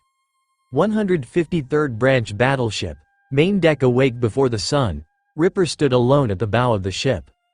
The sound of the ocean slapping against the hull filled his ears, and he could almost taste the salt in the air. Dark skies on either side sat in stark contrast to the brilliant light emanating from the approaching island. The town of the beginning and the end. It's truly fitting. Today, we begin a new chapter while closing the pages on what came before. He jumped at the touch of a hand on his back and turned to see Ririka. His breath hitched, awe filling him as he met her sparkling eyes. Enraptured by her beauty, he felt for a moment like the luckiest man alive. How did a guy like me end up with a woman like her? Couldn't sleep? She asked softly while resting her head against his chest. As Ripper's arms wrapped instinctively around her shoulders, she closed her eyes and nuzzled against him before cooing softly. I was hoping to wake you up my favorite way this morning. Failing to repress his smile, Ripper tightens his hug and replies quietly, "You are incorrigible." For a moment, he considers throwing caution to the wind and carrying her back to their room, but the sound of a door slamming shut behind him kills the fantasy. Glancing over his shoulder, he calls out in a loud voice, "What's the latest, Shields?" Glancing at Ripper's arms laced behind Ririka's back, Shields swallows hard before marching toward the pair. Shifting his gaze to just above Ripper's eyebrows, his cheek twitches slightly as he attempts to retain his professional composure. Clearing his throat, he says in a louder voice than he intended, "We're about 30 minutes out, sir. Just received word that we'll be inspected upon arrival, so I think we—" His voice fades, and his eyes dart away as pink creeps up his neck before spreading across his cheeks. Ririka had planted a kiss on Ripper while Shields was talking, leaving the Rear Admiral so surprised that he could only respond by kissing her back. Taking a half-step back, Shields stares pointedly over Ripper's shoulder at the approaching island. He stammers, "Is this a BB bad time?" Breaking the kiss and pushing away from Ripper, Ririka winks before turning and marching back toward the living quarters. Her hips swayed, and she could feel both men's eyes trained on her backside. Her playful tone rings out, "I got what I needed. He's all yours, Shields." Staring after Ririka as she walks away, Ripper licks his lips, which suddenly feel dry. "She's going to get me fired one of these days." As she vanishes through the door frame, he shifts his focus back to Shields and notices that the man is staring wistfully after Ririka as well. Eyebrows narrowing, he growls, "We need what, Shields?" "Huh?" Turning slowly back toward the Rear Admiral, Shields blinks several times, dispelling his mental fog before continuing hastily, "I mean, we need to head back inside so that we are ready to depart. The rest of the crew is prepared, just waiting on your command." Gaze softening, the edge of Ripper's lips tilts upward as he listens to the man's instructions. As Shield turns to leave, he grabs hold of his hand to stop him. Panic enters the senior officer's eyes. "Morgan did a number on you guys, didn't he? Before you go, there's something I need you to do for me." Ripper's tone is warm and kind as he reaches down to his side and pulls out a small leather-bound book. Pressing it into Shield's hand, he asks, "Can I trust you to deliver this to Rakaku?" Glancing down, Shield's face tightens, and he bites his lip to repress a laugh. The book was titled, "An Idiot's Guide to Being a Marine." Regaining his composure, he again meets Ripper's gaze. Snapping a free hand to his forehead, he replies in a formal tone, "Consider it done. The crew and I will stay here until morning before making our way back to Shell's Town. You can be certain that this will be my top priority when we get back to the 153rd. At ease. The words escape Ripper's lips before the thought flashes through his mind. An instinctual rejection of the grandiose gesture that had dominated his experience under Morgan's reign. I suppose I should get used to it, even if it feels strange. Doubt I'll be able to convince all of Logatown to stop saluting me. Logatown, Dock's wood shook as soldiers marched in uniform lines across its surface, unaware of the significance of the ship that was gliding into an empty berth. Flying the Marine banner. The ship was slightly smaller than its peers and lacked many of the modern embellishments that had become standard on the Grand Line. Holding matching clipboards, a pair of higher-ranked Marines watch with detached apathy as the ship settles into its spot and the gangplank is slowly lowered onto the dock. "What's so special about this ship?" asks one of the pair, raising an eyebrow as Marines begin to descend toward them. A blue patch on his chest reads, "Commander Gage," snapping his fingers. A squad of soldiers races toward him before saluting him. He motions with his clipboard at the ship, and the soldiers break their salute, fanning to either side of the gangplank, ready to begin their inspection as soon as the crew debarks. Shrugging her shoulders, the woman beside him scribbles something down before replying in a flat tone, "It doesn't matter. If Captain Planter says it's important, we have to take him at his word." She wore an identical patch, identifying her as Commander Marina. The last to descend, Ririka and Ripper, placed their hands over their eyes to shield them from the sun that was beginning to peak above the horizon. Mistaking the gesture for a salute, the Marines below snapped to attention. Lip twitching, Ripper notices that the pair holding clipboards are eyeing him suspiciously. Bending slightly toward Ririka, he whispers, "Think they'll recognize me?" On his chest were the words, "Commander Ripper," and the associated stripes to indicate the lower rank. Their exit from Shell's town had been so quick that he hadn't received his updated uniform in line with Garp's impromptu promotion. Back stiff, Ririka hardly hears Ripper's words as she walks beside him toward the dock. Growing up in Shell's town, she had never seen this many people in one place and was desperately trying not to panic. The moment their boots hit the wooden planks of the dock, Gage's squad leaps into action, scrambling up the gangplank onto the ship to conduct their inspection. "Any good to declare?" comes Marina's clipped tone as she approaches Ripper. Frustration evident on her face, she barks, "Hurry up. My time is valuable, Commander Ripper." "Watch your tone, Captain," comes a shout from behind as a man bearing the captain insignia and a label reading, "Captain Planter," runs toward them, hands waving in the air. Stopping beside Marina, he gasps for breath. Recovering quickly, Planter lifts his gaze to Ripper's. Eyes flicking to the incorrect title and markings, he clarifies, "This is Rear Admiral Ripper. Sir, I will personally make sure your new uniforms are delivered tonight." Marina, he doesn't need to answer, awing out and taking hold of the man's arm. Ripper meets his gaze. His tone is gentle and clear, "I am not above the law. I would be happy to answer any of your questions." Eyes darting between Ripper and Planter, Marina is about to speak when Planter cuts her off, "There isn't time. Your presence is required elsewhere, sir." "Shields, you got this right?" Ripper shouts as Planter grabs his hand and begins dragging him down the street. Giggling to herself, Ririka follows the pair at a brisk jog. Logia Town, Marine headquarters. It isn't long before the small group enters the headquarters building. Glancing up, Ripper spots a clock reading 6:43 hanging from the wall. Busy morning. Logia Town is a different beast than Shell's town. Captain Planter was a bit more relaxed, walking briskly but no longer dragging the Rear Admiral behind him. As they approach a pair of large doors, he shoves them open and shouts, "Attention." 5 hands slap against foreheads as the other captains turn to face the new arrivals. Wearing a silly grin and leaning against a wall beside an elegant painting was Captain Banksy. His white jacket was embroidered with colorful patterns that swirled around the insignia and other patches highlighting career accomplishments. Donning a cowboy hat and smoking a cigar, Captain Daddy Masterson stood in the center of the room. Skin darkened by the sun, he held himself with an air of confidence. Nearest the door stood Captain Rose Thorn and Rose Flower, glaring at one another, neither wanting to break eye contact even while saluting the Rear Admiral. While their facial features were identical, their attire could not have been more different. Rose Thorn's white outfit was cleanly pressed and looked as new as it had the day it was issued. Rose Flower's pants had permanent green stains on the knees, and twigs protruded from the many holes in her shirt. Standing as far as possible from the others, Captain Rhodes was staring a hole through the wall behind Ripper, unable or unwilling to make eye contact. A well-worn train whistle protruded from his shirt pocket, which was unbuttoned to accommodate the small tool. At ease, comes Ripper's calm voice as he steps into the room, flanked by Ririka and Captain Planter. The others eye Ririka for a moment before dropping their salutes and making their way to a table in the center. Pulling back chairs, they seat themselves quickly before shifting their focus to the rear admiral.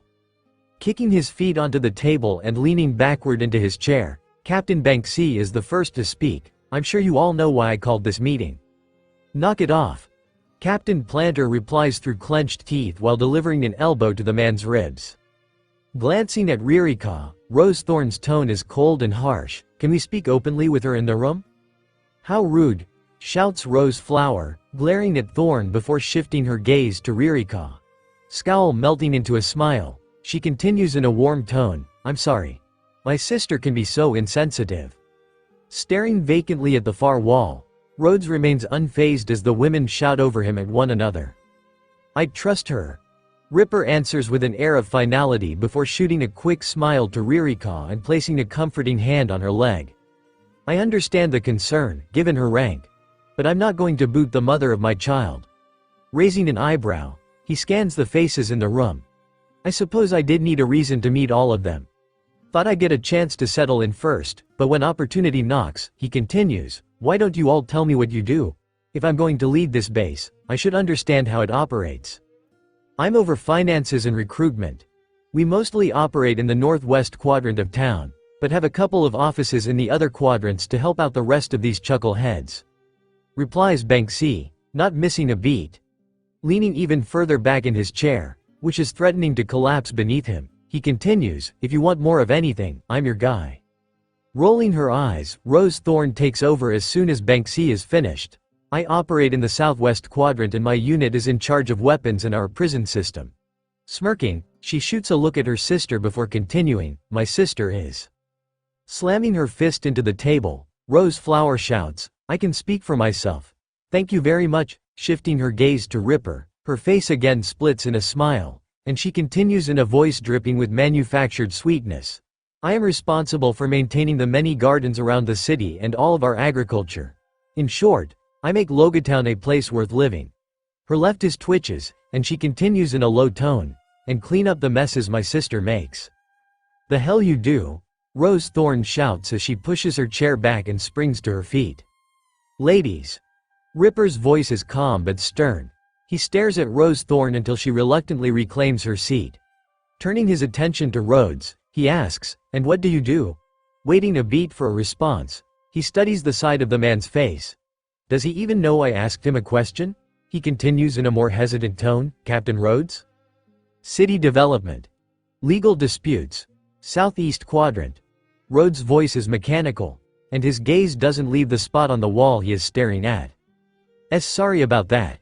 He's always been like this." Planter stammers an apology before launching into his own introduction. "As you are already aware, my unit is in charge of the docks. We also handle communication and island defense." And then there was one. Shifting his gaze to Daddy Masterson, Ripper asks, "And what do you do, sir?" Pulling the cigar from his mouth, Daddy blows a stream of smoke into the air. His gaze drifts upward along with the cloud of gray, and he replies in a gravely voice, "I suppose I don't do much of anything at the moment. Just re-enlisted last week after a decade in retirement." His gaze drops to Ripper's, and a smile spreads across his lips. "Got any exciting opportunities for me, boss? I might have an idea or two." Smirking, Ripper pushes back his chair and rises to his feet, followed by the others. Glancing around the table one last time, he continues, "It sounds to me like you all have important things to do, so I won't keep you any longer than I need to." Locking eyes with Daddy, he asks, "Mind giving me a tour of the city, Captain Masterson?" As the captains file toward the door, Daddy Masterson replies with a grin, "I'll try to fit that into my schedule." Making his way over to Ripper, he glances at Ririka and gives her a friendly smile. In a conspiratorial tone, he asks, "When are you due?" Eyes widening in shock, Ririka's hand immediately drops to her stomach. She lets out a startled gasp before quickly recovering. What do you mean? I'm not." Raising a finger to his lips out of fear of being overheard by the others, Daddy whispers, "I won't tell a soul. I promise." Returning the cigar to his lips, he inhales deeply before blowing a smoke ring away from Ririka. His voice returns to its usual volume as he declares, "Follow me and keep close." The city gets busy in a hurry. Turning on his heel, he marches toward the door, followed by a confused and slightly alarmed Ripper and Ririka. "Daddy!" screams a young girl as the trio exit the headquarters building onto the busy street. A young girl with blonde hair and blue eyes sporting a green and yellow bow on her head races over toward them.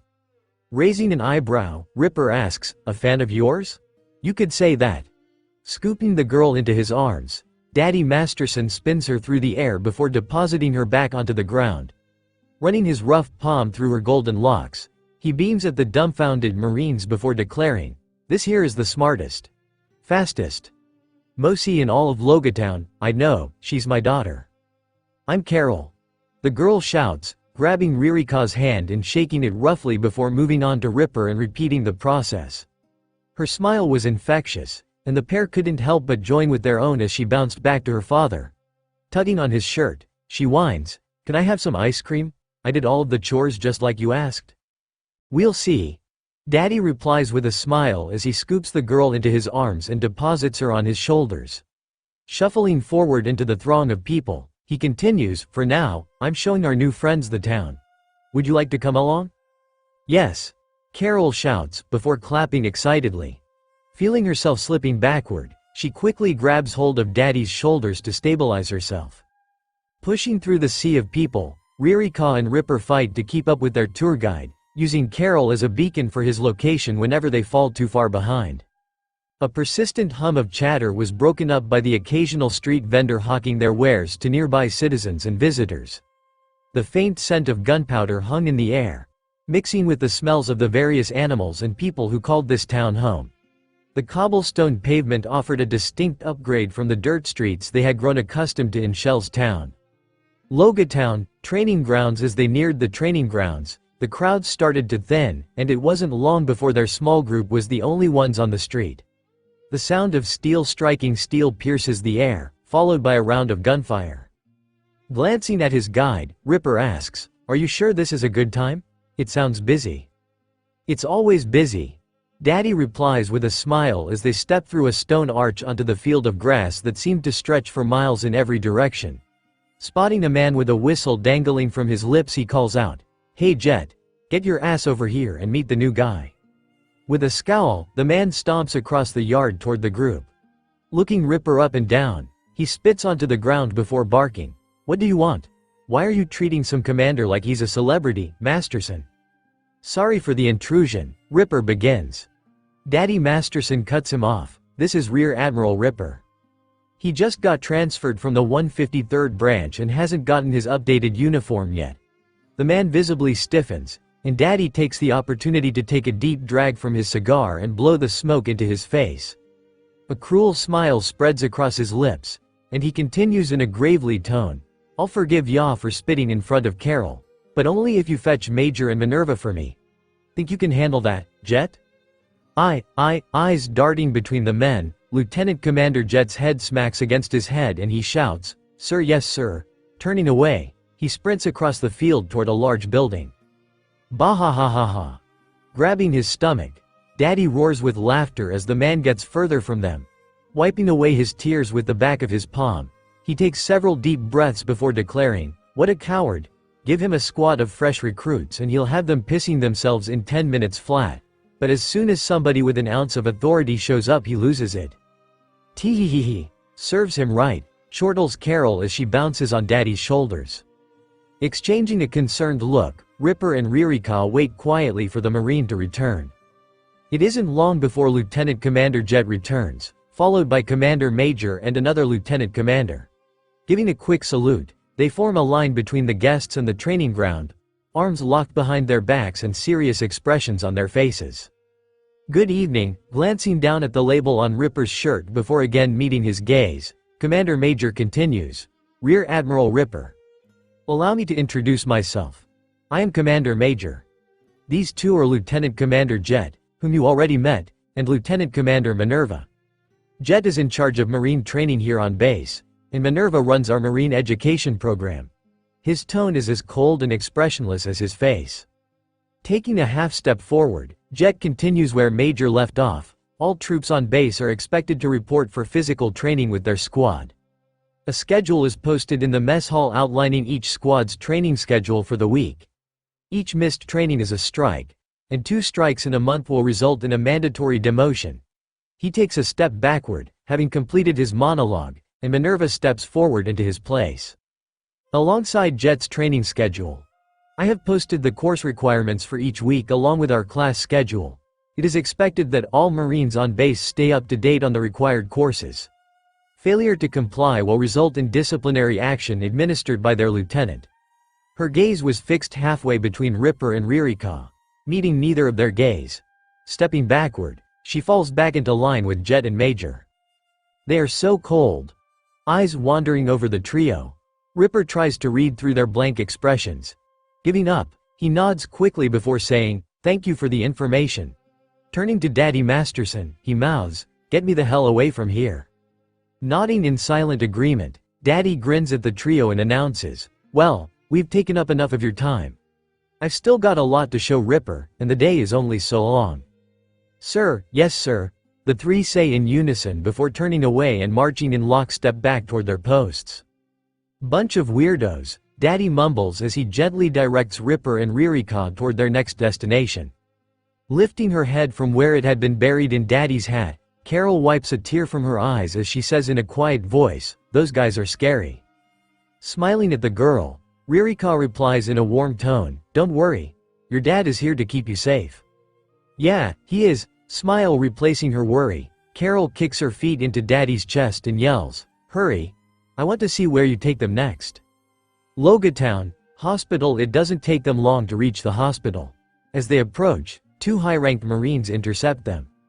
"Only injured allowed beyond this point," calls out a Marine wearing a doctor's scrubs. She had a card dangling from around her neck that identified her as Lieutenant Commander Valerius. Spotting Daddy Masterson, her face wrinkles in annoyance. "What do you want, Daddy?"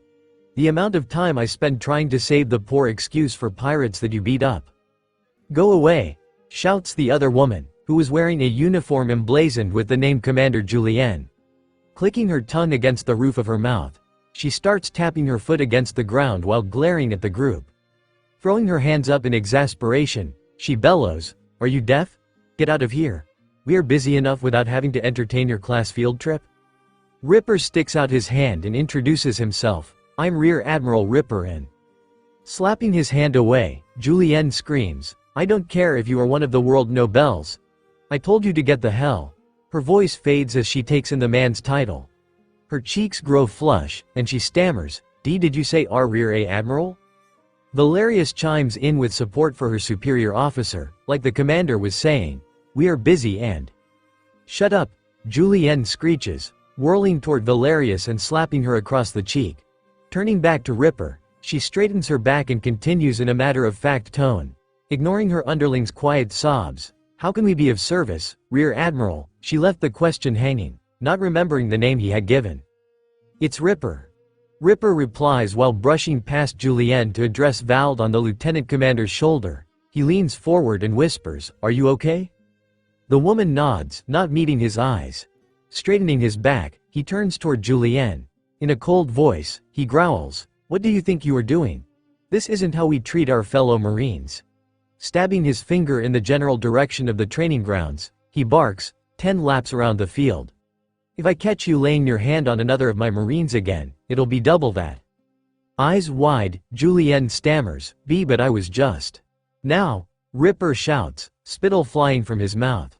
Lowering her gaze to the ground, Julienne turns toward the training ground and starts walking. Pausing, she turns and opens her mouth to protest. But seeing the fire behind Ripper's eyes, she snaps her mouth closed and continues onward. Bouncing on Daddy's shoulders, Carol sings, "You get what you get and you don't throw a fit," before bursting into laughter. Touching her cheek gingerly, Valerius winces in pain. Closing her eyes, she takes a deep breath before opening them and saying in as warm a voice as she can muster, "We are a bit overwhelmed at the moment. I'd love to give you a tour if you would like to come back at another time. But I can answer a question or two while you are here." "I have one," Ririka says cautiously as she steps forward. Biting her lip as she looks at the red mark forming on the woman's face, she takes a deep breath before steeling her resolve. Do you provide prenatal and postnatal services? Glancing down, Ririka's hand resting on her belly, Valerius meets the woman's eyes. We have an excellent maternity ward. One of the best in the East Blue. If, eyes shifting to Ripper and Daddy with uncertainty, she chooses her words carefully, anybody needed that service, I would be more than happy to point them in the right direction. Wonderful. Turning toward the men, Ririka shouts, I think I'm going to like this place, Ripper. He knows, realization slowly dawning on her. A smile spreads across Valeria's lips. She calls out after the group that was already en route to their next destination, congratulations, you too. Logia Town, prison not wanting Carol to be exposed to the criminal element. Ririka had been more than willing to stay outside with her while the men entered the prison together. Pockets of sunlight, split by metallic prison bars, cascaded into the room through the small windows lining the walls. Most of the prisoners sat quietly in their cells, hardly registering the pair's presence, while a few of the newer arrivals shook the bars of their cages and hurled insults in their direction. I'm kicking your ass the moment I get out of here, Masterson, mark my words, shouts a prisoner with a black eye and a sling around his right arm. Smirking, Daddy shouts back, sure y'all will. I'll toss y'all right back in here, SBAG. Alerted to their arrival, a Marine marches toward the pair. Saluting, he quickly introduces himself, Commander Alexis. I'm in charge of the prison. Captain Thorne, let me know if you might be stopping by. What questions can I? The screaming of the prisoners intensifies, and a flash of anger spreads across his face. Turning away from the pair, he shouts, shut your pie holes or I'm taking away dinner tonight. The prison goes silent, and he turns back toward Ripper and Daddy. With a smirk, he continues, as I was saying, what questions can I answer for you? It's not my favorite approach, but in an environment like this, sometimes a heavier hand is needed. Eyes trained on Alexis, Ripper studies his features, looking for any hint of a malicious nature. Seeing nothing of concern, he replies, there's a prisoner I'd like to see. Goes by the name Arlong. I was told his entire crew is being held here. Alexis' face contorts into a sneer, and he replies in a cold tone, the fishman? This way. Word of warning, he's got a temper. So I've heard, nodding, Ripper follows after the man. I don't like that look in his eyes. The fishmen are our allies now that Fishman Island is part of the Laveli. There isn't room for bigotry here in the Marines. It isn't long before the group is standing before a large steel door. Stand back. Alexis warns as he steps toward the door and raps his knuckles against it. A shuffling sound from within precedes a loud bang as something heavy slams into the wall. Graw! Its occupant cries out. The door vibrates from the intense impact. There is more scuttling and the slap of bare feet against stone before a small window opens up near the bottom of the door, and a long nose with sharp edges emerges from between the bars. The prisoner's guttural voice is much louder this time. The hell do you want, Alexis? Here to let me out? White jagged teeth appear within the dark cell as the prison smiles at them before snapping at the metallic bars. Taking a step back, Alexis turns to Ripper. I told you he has a temper. Let's make this quick. I don't need the rest of his crew getting riled up. Visiting Arlong might not have been my best idea. Swallowing hard, Ripper forces himself to remain calm. Hello, Arlong. My name is Rear Admiral Ripper. I wanted to let you know that. Ripper, shahahahaha. Nezumi told me all about you. Some pathetic excuse for a Marine who couldn't even stand up to Axe-Hand Morgan. He said you let a pirate do the dirty work for you, then took over when the dust settled. How the hell did you end up as a Rear Admiral? Teeth gleaming. Arlong stoops lower so that he can see through the bars. His eyes seem to glow in the darkness. Knock it off, US, Alexis barks as he picks a rock off the ground and chucks it through the window. The projectile bounces off Arlong's teeth before clattering harmlessly to the ground. Holding a hand out to stop Alexis from tossing anything else in, Ripper crouches down so he can meet Arlong's eyes. There is so much hate here on both sides. Keeping his voice calm, he chooses not to answer the fishman's question. I wanted to let you know that you are scheduled to be transferred on the 7th. That's 2 days from now. Do you think you can behave until then? Dropping to the ground, they can hear Arlong rolling back and forth as he is overcome with laughter. Shahahahaha. Sure. I'll be a good little prisoner and follow all of the rules, just like I always do. Isn't that right, Alexis? I know I'm your favorite. That's why you're always here visiting with me. That's enough, Arlong, turning to Daddy Masterson, Alexis barks. Can we move along? I don't want him to get any more riled up. Riled up? Leaping to his feet. Arlong's hands slip through the bars and he grips them tightly. You think this is riled up? You haven't seen riled up, Alexis. Knuckles white. He rattles the bars, shaking the entire door. If you want to see me riled up, then let me out of this damn room. I'll show you riled up while I rip your spine out and feed your scrawny carcass to a sea king. Shahahahahahaha. Rising to his feet, Ripper motions back the way they had come. The group briskly heads away from the cell as Arlong's laughter fills the halls behind them. As soon as they are out of earshot, Daddy says in a low voice, "You're braver than I thought, Ripper." With a quick wave farewell to Alexis, the pair rejoin Ririka and Carol outside the prison. So how was it? Ririka asks, a look of amusement on her face. It's Ripper's voice falters. He feels Ririka lace her fingers with his and give him a firm squeeze. Taking a deep breath, he continues, "It's good that you two didn't join us. That was not fun." Glancing at Daddy, he quickly changes the subject. "Where are we off to next?"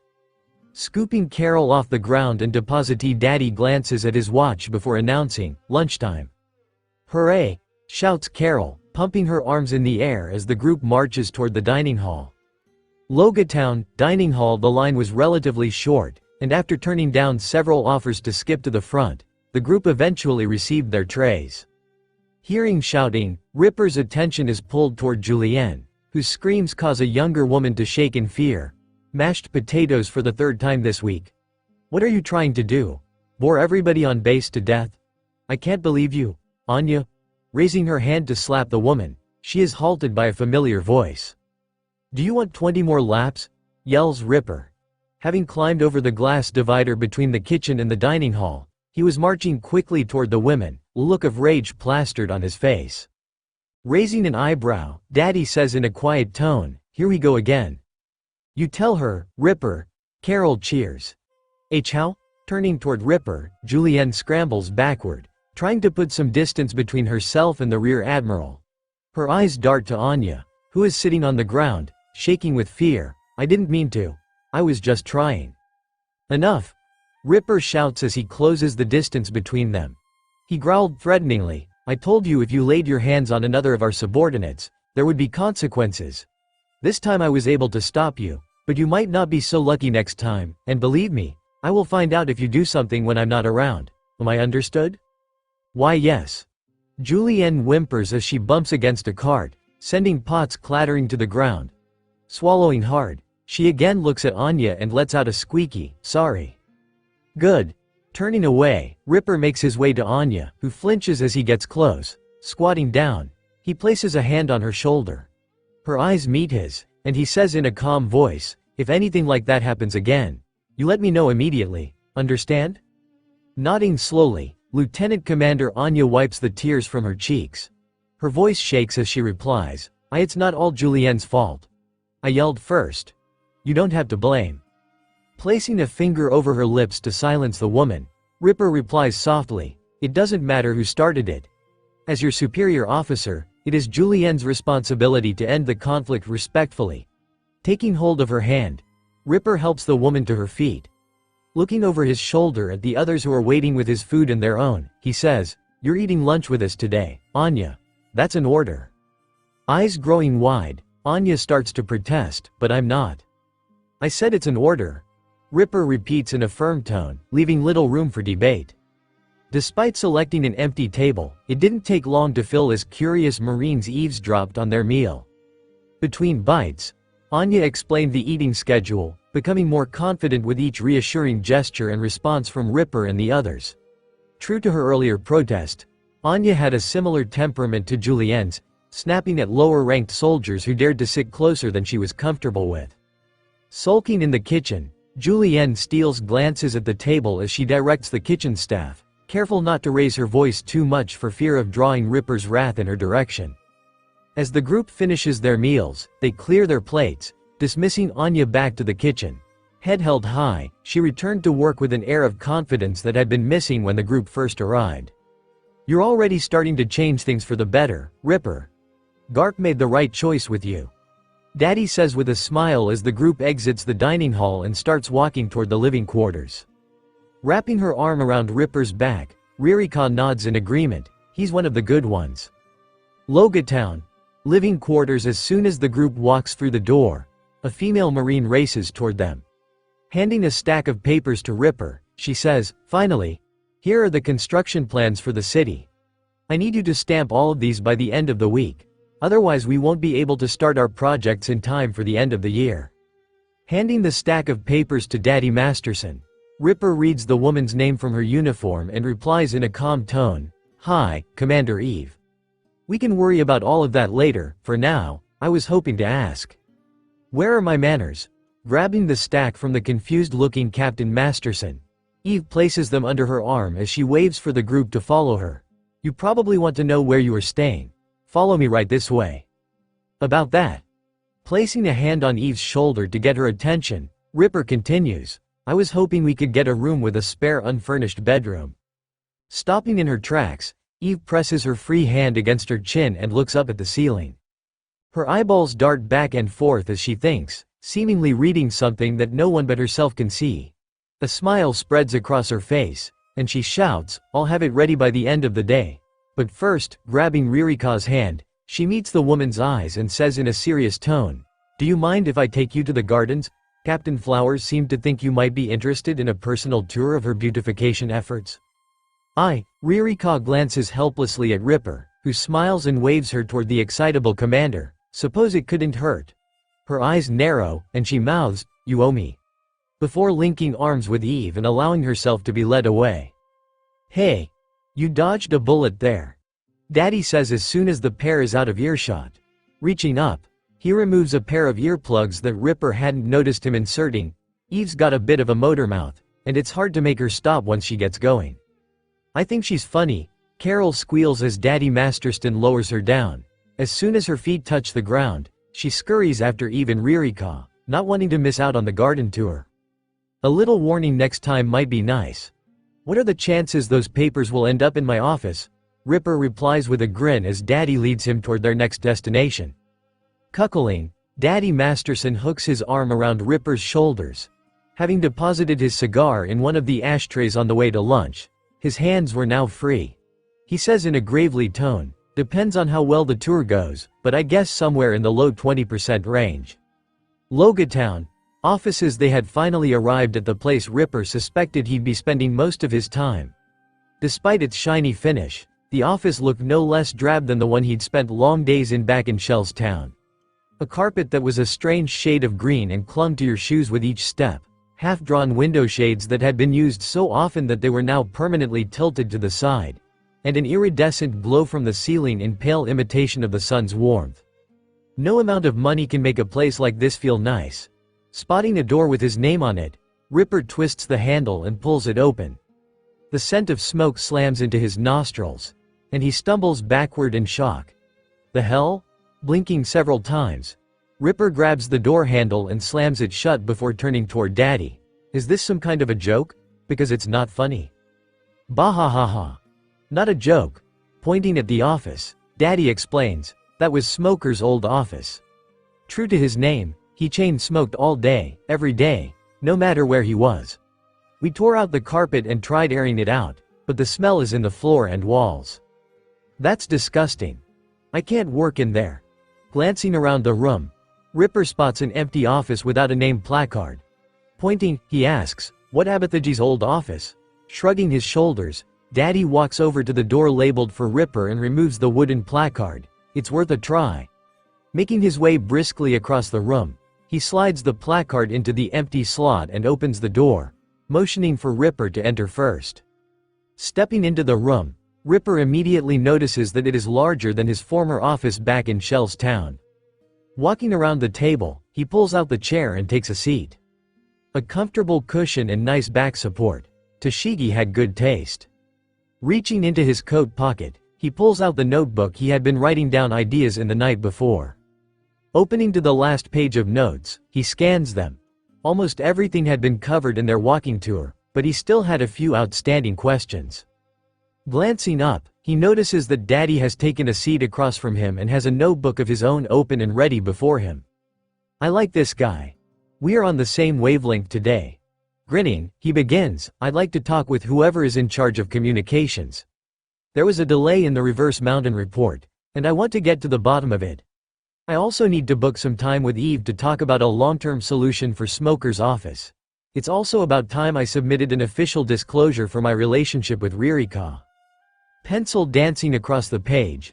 Daddy waits a moment for more before responding. I'll book some time with Commander Hertz, he's in charge of communication. We'll do the same for Eve. As for the relationship disclosure, reaching across the desk, he carefully pushes a blue sheet in front of Ripper before pulling his hands back and relaxing into his chair. As long as you file this, I can run it up the chain for you. Placing the pencil down, he laces his fingers together and leans forward slightly. Anything else I can do to help out? I did have one last thing. Flipping to the previous page in his notebook, Ripper slides it across the desk to Daddy, who picks it up and starts reading. These are some of my plans for St. Manmire Aurelia's visit later this week. I know it's not perfect, but this is amazing. Daddy Masterson says in a quiet voice as he picks up his pencil and begins jotting notes on his notepad. Not making eye contact, he continues, you thought of everything. I've got the connections to pull this off. Do you mind if I be my guest? Ripper replies with a smile as he leans back in his chair. Placing his hands behind his head, he stares absent-mindedly at the ceiling. I told you I'd find something for you to do. Speaking of things to do, underlining something in his notes, Daddy pushes Ripper's notebook back across the desk before relaxing into his chair. A mischievous smile plays across his lips as he asks, are you ready for your big speech tonight? Speech? Immediate panic sets in as Ripper's pupils dilate in fear. Did I hear that right? Tonight?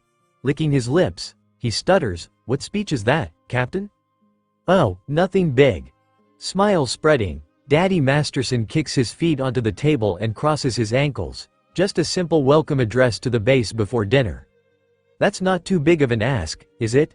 The Marines have been talking about it non-stop since they learned you were coming. This has to be a joke. There's no way. Searching Daddy's face for any subtle hints, Ripper hesitantly asks, are you being serious? As a heart attack? Why? Haven't finished writing it yet? Having realized how unprepared Ripper was, Daddy Masterson was starting to chuckle at the panicked Marine. Deciding to take mercy on the man, he grabs his pencil and flips to a new page on the notepad. Look, we've got at least 4 hours to figure this out. If we put our heads together, we can pull this off. Logia Town, execution platform standing atop the recently reconstructed execution platform. Ripper held in his hand the result of his cram session with Daddy Masterson.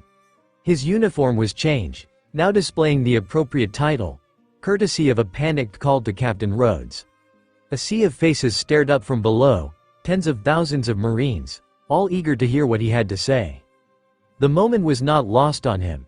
Here Ripper stood on the very platform where 22 years ago the king of the pirates had delivered a speech so captivating that it had single-handedly launched the world into the great age of pirates. A bead of sweat ran down Ripper's brow as he shuffles and reshuffles his notes.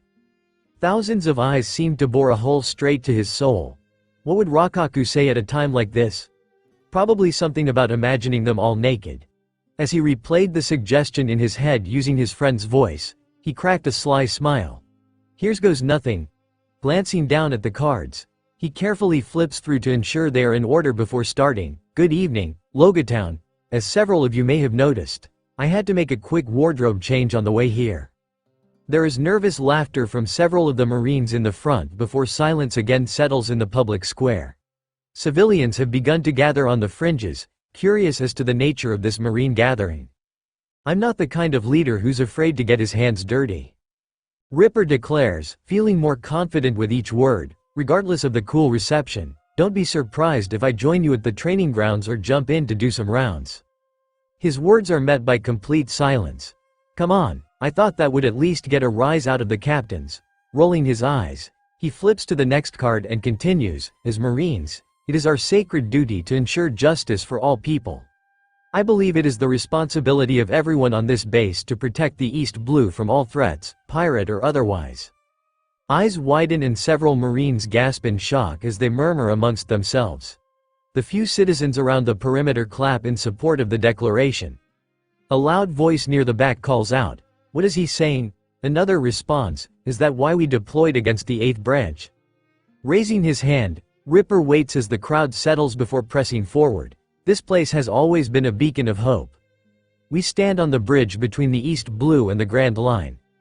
This is the former base of none other than our legendary hero, Garp the Fist. And I firmly believe that the next Garp is somewhere here in this crowd. Heck yeah. Hundreds of fists fly into the air at the declaration as the murmuring begins again in earnest, but this time with a more positive tone. Building off the swelling support, Ripper glances down at the cards before tossing them onto the ground. Time to wing it. He continues in a voice that builds with each word. It's time we took back our honor. Too long have we lived in Roger's shadow. A mere tourist attraction to every pirate seeking to make a name for themselves. We will build back better. Logatown will be a beacon of justice that burns so bright the world will be forced to take notice. Throwing his fist into the air, he yells, "Justice will prevail." More hands join those in the air as a chorus of voices chant, "Justice will prevail." Caught up in the fervor, the citizens join in, their voices echoing through the streets as the sun starts to dip below the horizon, painting the sky gold. Smiling to himself, Ripper makes the treacherous journey down the platform before joining the throng of Marines vying for his attention. Spotting Daddy Masterson pushing his way through the crowd toward him, Ripper's shoulders tense. I hope he's not upset that I threw out half the speech. His fear dissolves as the man reaches his location and embraces him in a tight bear hug. That was amazing. Patting Ripper on the back, Daddy hoists him into the air and pushes through the crowd of eager Marines. Feeling several his face soars and he growls, "Get your damn hands off me." Unseen by the pair, two dark shadows drop from a nearby building and follow them through the crowd. As the crowds dispersed, traversal through the square became easier, and eventually, Daddy Masterson found a secluded area.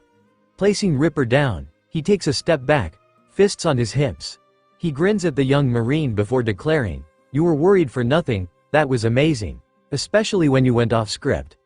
The Marines will be talking about your speech for weeks." His smile vanishes as Ripper vomits into a nearby trash can.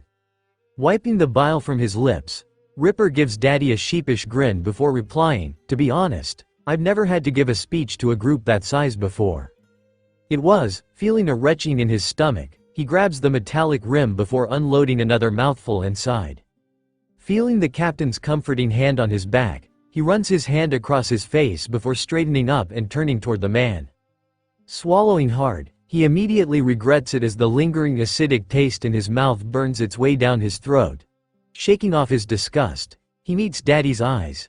In less than a day, this man had shown himself to be as loyal as his most trusted confidants back in Shellstown. Collecting himself, he says, "I'm going to need to lean on you for support. I can't do this on my own. Can I trust you to be my right-hand man?" "Of course." Grabbing Ripper's hand, Daddy Masterson nods enthusiastically. "It beats the hell out of spending every day trying to look busy. With your brains and my connections, we'll be." "Excuse us. May we have a moment of your time?" An unknown voice cuts Daddy off as a heavy-set man wearing a suit jacket with a yellow pin bearing the world government symbol on the right side of his jacket makes his way toward the pair. He is accompanied by a slender woman in a tight black dress with an identical pin on her collar.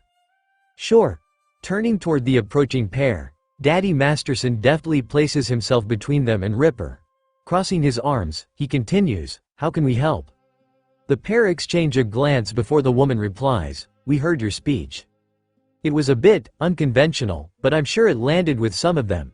Not bothering to hide her smirk, she attempts to push past Daddy Masterson, but is immediately blocked as she shifts along with her. Rolling her eyes, she leans around the man to get a better view of the Rear Admiral and calls out, "My name's Kaimi, and this is my partner, Takeshi. We are agents from Cypher Pole 2. I trust that you were informed of our arrival?" Placing his hand on Daddy Masterson's shoulder, Ripper whispers, "At ease, Marine." The man's body relaxes, and he steps aside, allowing the Rear Admiral to step toward the newcomers. Reaching out his hand, he flashes them a wide smile, "Rear Admiral Ripper. I was aware that you were coming for our leadership call on the 8th, but didn't realize you would be here so early. Is there anything we can do to make your stay in Logatown more comfortable?" "We're fine," Takeshi replies. He stares at Ripper's outstretched hand, a look of disdain on his face before meeting the man's gaze. "Cypher Pole put us up in a nice hotel down the street. No need to take up a space in one of your barracks." Glancing at Kaimi, he barks, "We made our introductions. Let's grab a bite before all of the good restaurants close." Shifting his gaze back to Ripper, he continues, "Enjoy whatever slop they're serving in the mess hall tonight, you too." Turning on his heel, he walks purposefully away, followed immediately by his partner. "What a prick," Daddy mutters as soon as the pair is out of earshot. Turning to Ripper, his disgust at the agent's behavior dissolves into a look of sudden recollection, and he cries out, "I almost forgot," reaching a hand into his pocket. He digs around for a second before pulling out a letter and handing it to Ripper. Smile on his face, he continues, "Some pirate handed this off on his way out of town. Told me to deliver it to Commander Ripper if I ever saw him. You're a rear admiral now, but I don't think you'll mind the shift in ranks." A pirate gave it to him? Looking at the envelope, his eyes widen in shock. "Pirate Justice? Did you happen to catch their name, or a good look at their face?" Ripper asks as he tears through the packaging to the letter inside. "Sorry, didn't get a good look at him. Things were pretty chaotic. Smoker was on a rampage, chasing this crew out of town." Stepping closer, Daddy Masterson peers over Ripper's shoulder as the young man unfolds the letter and starts to read. "To Commander Ripper, it has been my honor to work alongside you, even from the shadows. ALL the best as you grow into your new role. My mission now takes me where I can no longer assist you directly. Now that I have complete faith in your judgment and our shared vision for justice. On Ward, with courage and conviction, as you've always done. Be ye the righteous force the East Blue needs, unburdened by my guidance. Your choices from this point on will shape the future of the Marines. Sincerely, Pirate Justice." The start of each of the sentences was darker than the others, like a hidden code. Running his finger over the letters, Ripper says them aloud in his head. IAMKOBY, lips curling into a smile. He realizes that the mysterious stranger had purposefully given himself away as Kobe, the pink-haired member of Luffy's crew. I should have figured he had a good head on his shoulders, even back in Shellstown. Pocketing the note, he says, "We should grab dinner before our slop gets too cold." Logia Town, living quarters dinner was a welcomingly uneventful experience, and Ripper quickly found himself back in the living quarters, knocking on the door to his residence. He is greeted by Ririka, who throws the door open and practically drags the Marine inside. Stepping into the rather large living area, Ripper takes a look around and nods approvingly at the conditions.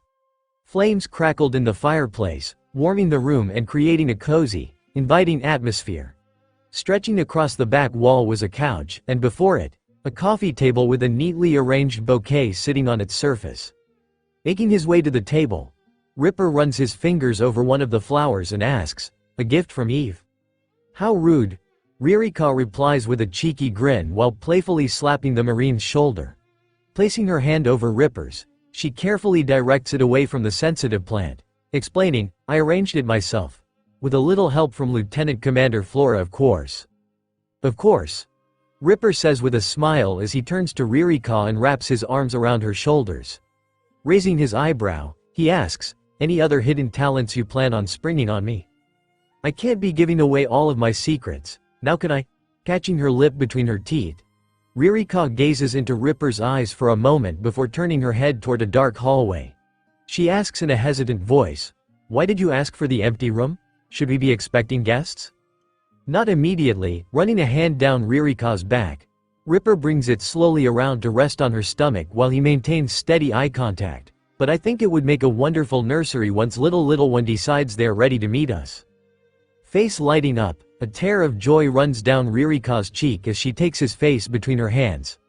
Eyelids fluttering, she coos, "You really do think of everything, don't you?" Her joy shifts slightly, replaced with a more mischievous smile. Pulling away from Ripper's hold, she grabs his hand, leading him across the room. "You got up before me this morning, now it's time for you to make it up to me. We need to break in our new bed." Blushing profusely, Ripper allows Theo drag him to their bedroom. Catching the handle on his way inside, he twists the lock and slams it shut behind him. Rear Admiral Ripper's log. March 6, 1522. A frantic start to the day, nearly late and received a well-deserved scolding from Captain Masterson. Appointed Lieutenant Commander Hardy as the replacement for Commodore Nelson Royal. Spoke at length with Captain Masterson, which concluded with an unfortunate interruption by the new head of the Bartolomeo family. Met with Commander Hertz concerning delays in field reports. He assured me the issue is addressed. Conferred with Commander Eve and Commander Penny, approving the demolition of Smoker's old office and gaining an understanding of this base's vast operating budget. Preparations for St. Manmire Aurelia's arrival are underway and on schedule. Logia Town, living quarters. Sunlight played at the edge of the room's blackout curtains as Ripper pulled back his bed covers. Running a palm through his hair, he mumbles, "What time is it?" Snagging the excess covers, Ririka wraps them around her lithe body before turning toward Ripper with a mischievous glint. Stealing a glance over the man's shoulder, she smirks, "Nearly 9 o'clock. How unlike you." Shit. Leaping from the bed, Ripper races over to his drawer and throws it open, rifling through for something to wear. Snagging an undershirt and slacks, he attempts to pull them on while shuffling toward the closet.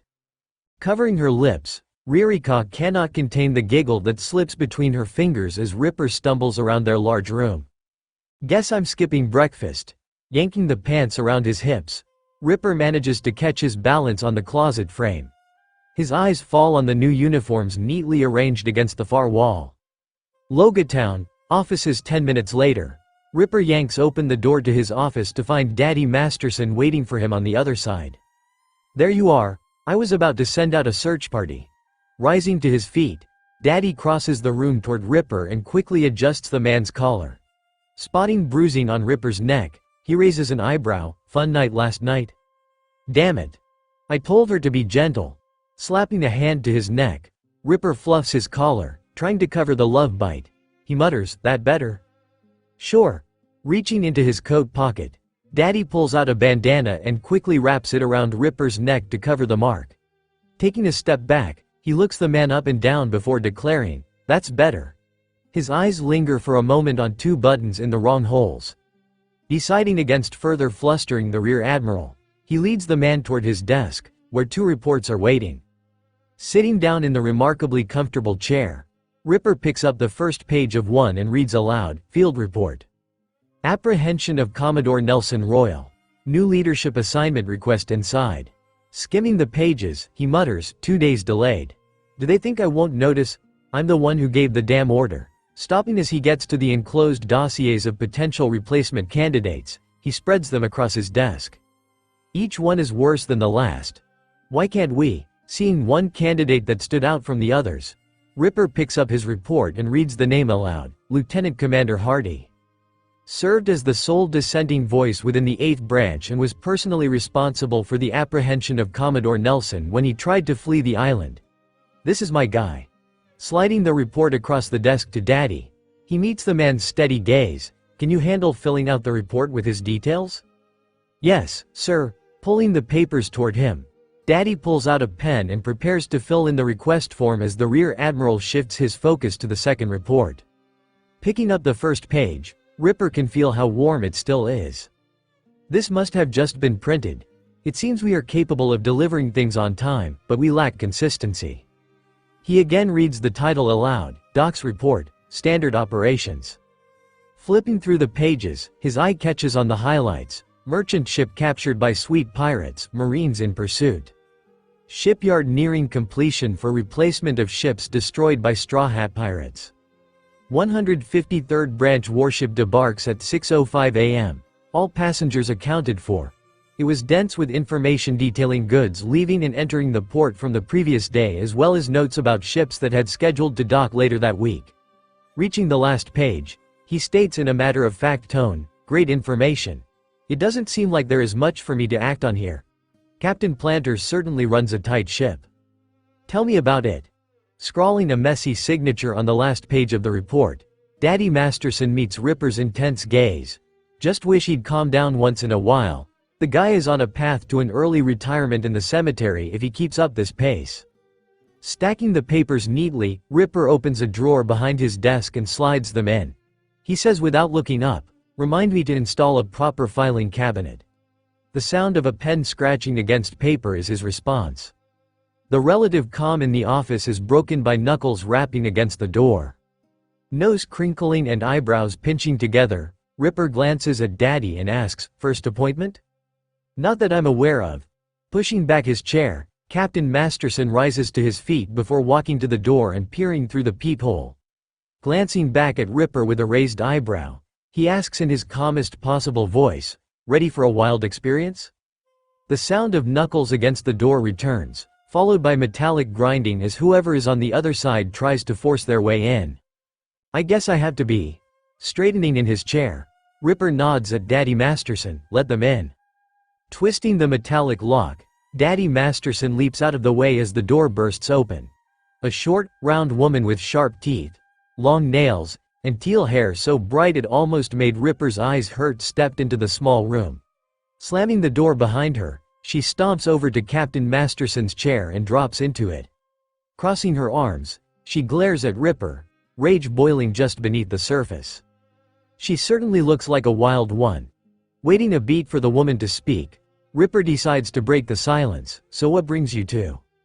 "Your thugs grabbed one of my guys. Let him out or I'll burn this whole damn place to the ground, pig!" the woman yells, cutting Ripper off mid-sentence. One of those types. Thinks she can get whatever she wants if she yells loud enough. Leaning back in his chair, Ripper laces his fingers together and watches the woman's face shift from rage to confusion and back again. The best way to deal with people like this is to give them the space to burn themselves out. I can afford to wait if it'll avoid an argument. "So, are you going to take action? You alive in there, Ripper?" Growing red in the face, the woman's voice increases in volume with each question. Slamming a fist into the table, she shouts, "I'm Gigi of the Bartolomeo family.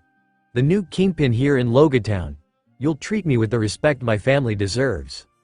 "Interesting. Tell me more." Ripper replies in a calm voice, the corner of his lip twitching as he fights back a smile. "Tell ya more? What more needs to be told?" Rising to her feet, Gigi kicks the chair, and it slams into the door behind her.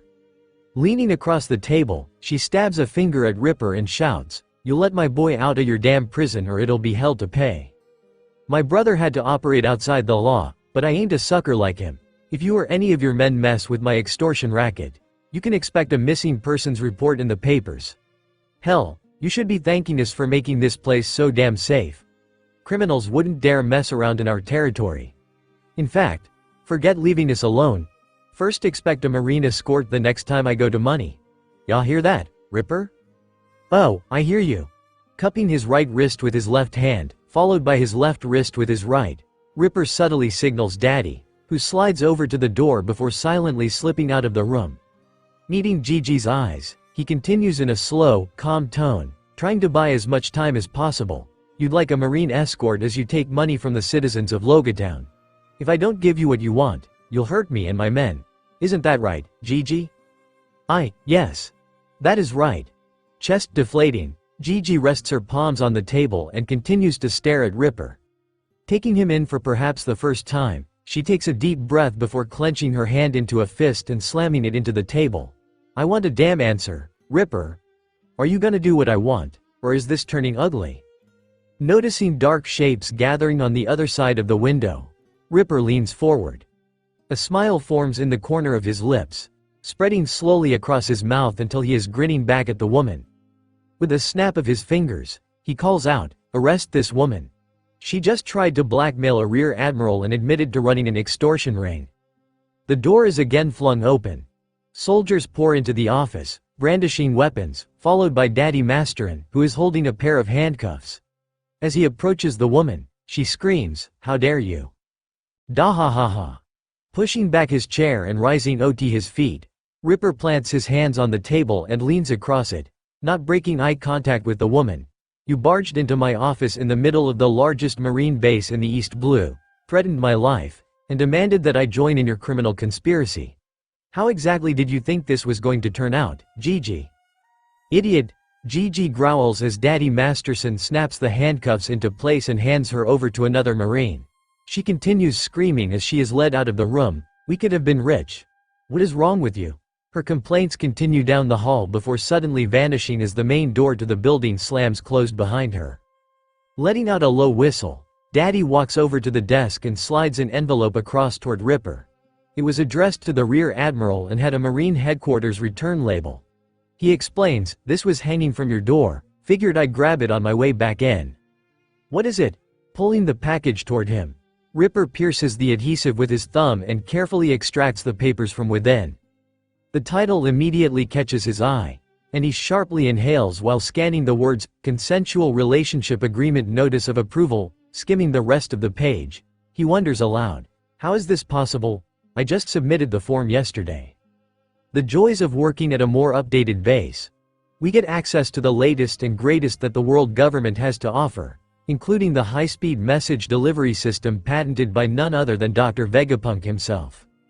Captain Masterson replies, trying to hide a mischievous grin. Seeing the look of disbelief on Ripper's face, he bursts into laughter. "Bahahaha. I'm just messing with you, Rear Admiral. Rhodes submitted a form for you ages ago at Chief Petty Officer Shield's recommendation. I double-checked the details before tossing yours out last night. I'm surprised it took so long for the approval to arrive." "You jerk." Unable to hide a smile, Ripper tears a page from his notebook, crumples it into a ball, and tosses it across the table at Daddy Masterson, who fails to dodge the lightweight projectile. Recovering from his laughter, Daddy rests his elbows against the table and glances down at his wristwatch. Eyes widening slightly, they dart back up to meet Ripper's gaze. Panic rising, he cries out, "Look at the time. You're almost late for your first appointment. Commander Hertz is waiting for you in the communication building. You'll need to be back by 1100 hours for a meeting with Commander Eve." Noticing that Ripper hasn't moved from his spot, he shouts, "Hurry. You haven't got a moment to lose.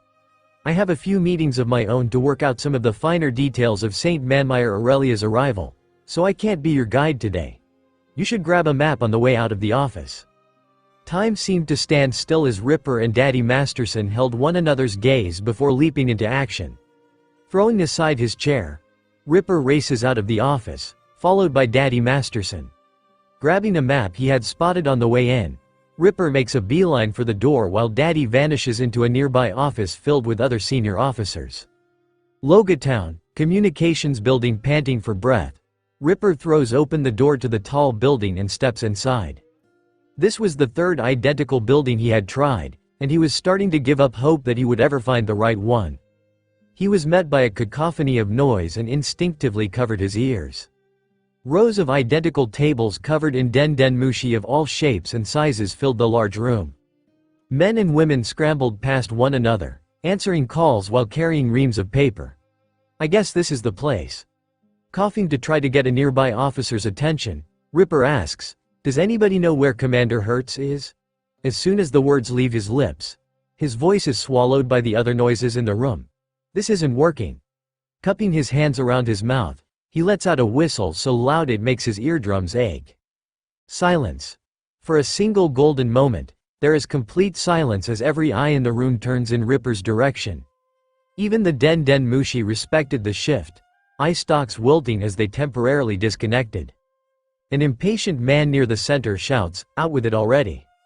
"Where can I find Commander Hertz?" Ripper asks. A sea of hands points toward a small door on the eastern side of the room. "Huh.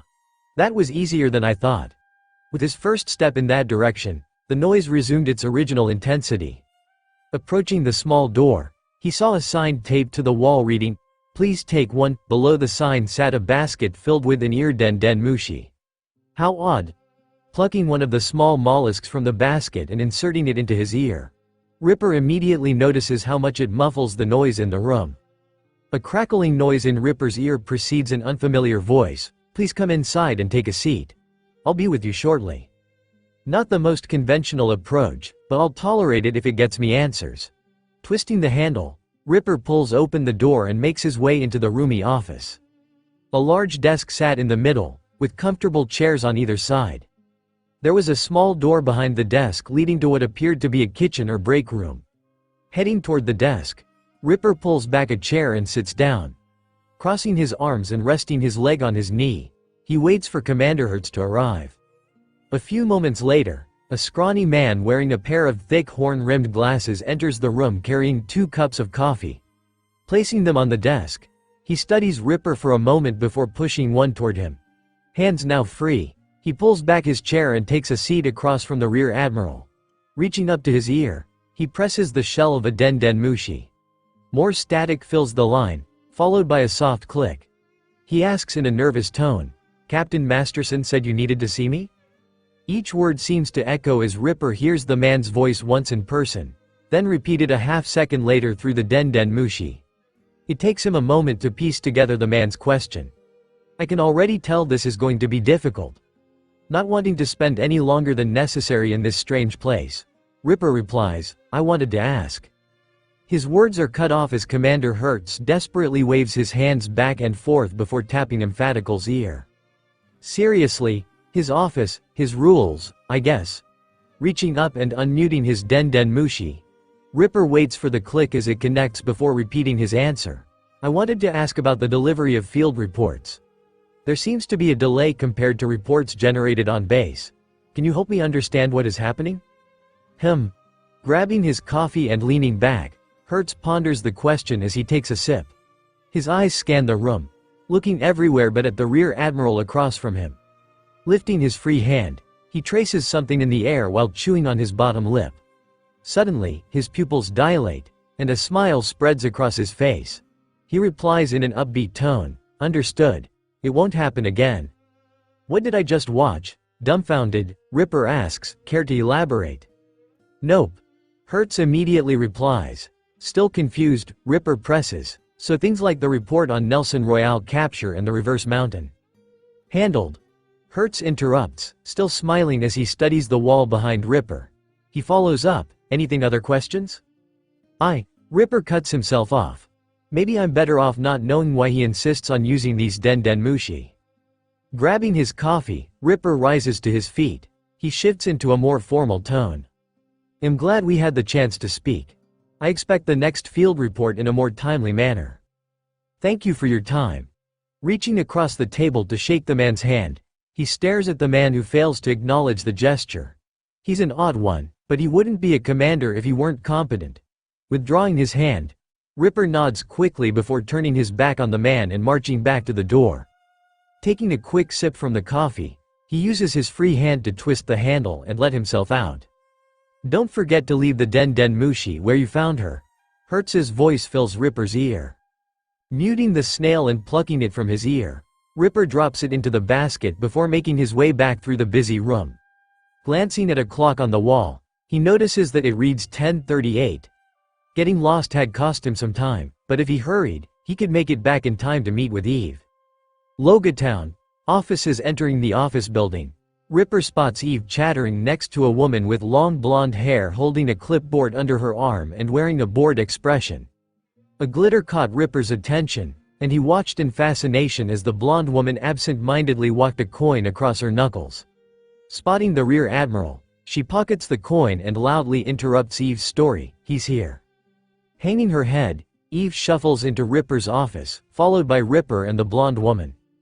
Closing the door behind him, Ripper reaches to shake the woman's hand while introducing himself. "I'm Rear Admiral Ripper. Who might you be?" "Commander Penny." The blonde woman replies, taking Ripper's hand and shaking it gently. Her eyes dart to Eve, who is now sitting in one of the chairs, still sulking about having her story cut off. She continues in a professional tone, "This is my colleague, Commander Eve. We met yesterday. She was an excellent help, showing my partner around town." Ripper replies with a smile before walking around the desk and taking his seat. He motions to an empty chair beside Eve's. "Please sit. I'm sure we have plenty to discuss." Glancing at the still sulking Eve, Penny hesitates before returning her gaze to Ripper's. She appears as though she is about to protest, but relents and sits down. Resting her clipboard on the desk, she flips through the pages before finding the one she's looking for.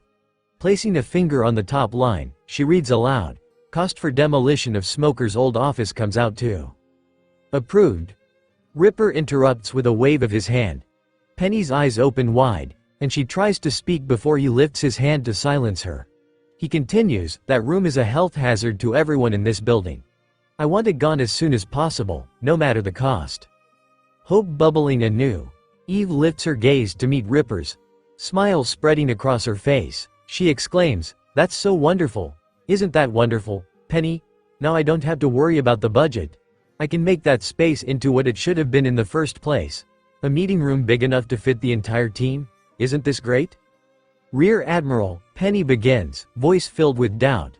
Flipping to the next page, she pulls a pen out of her pocket and circles something at the bottom before pushing it across the table. She continues, "I think you should at least take a look at the final cost."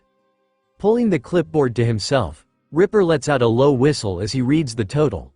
Almost 4 million belly. That's more expensive than I thought. Flipping back to the previous page, he finds the breakdown in costs. 500,000 in demolition, 200,000 in cleanup, and 3 million to rebuild the space.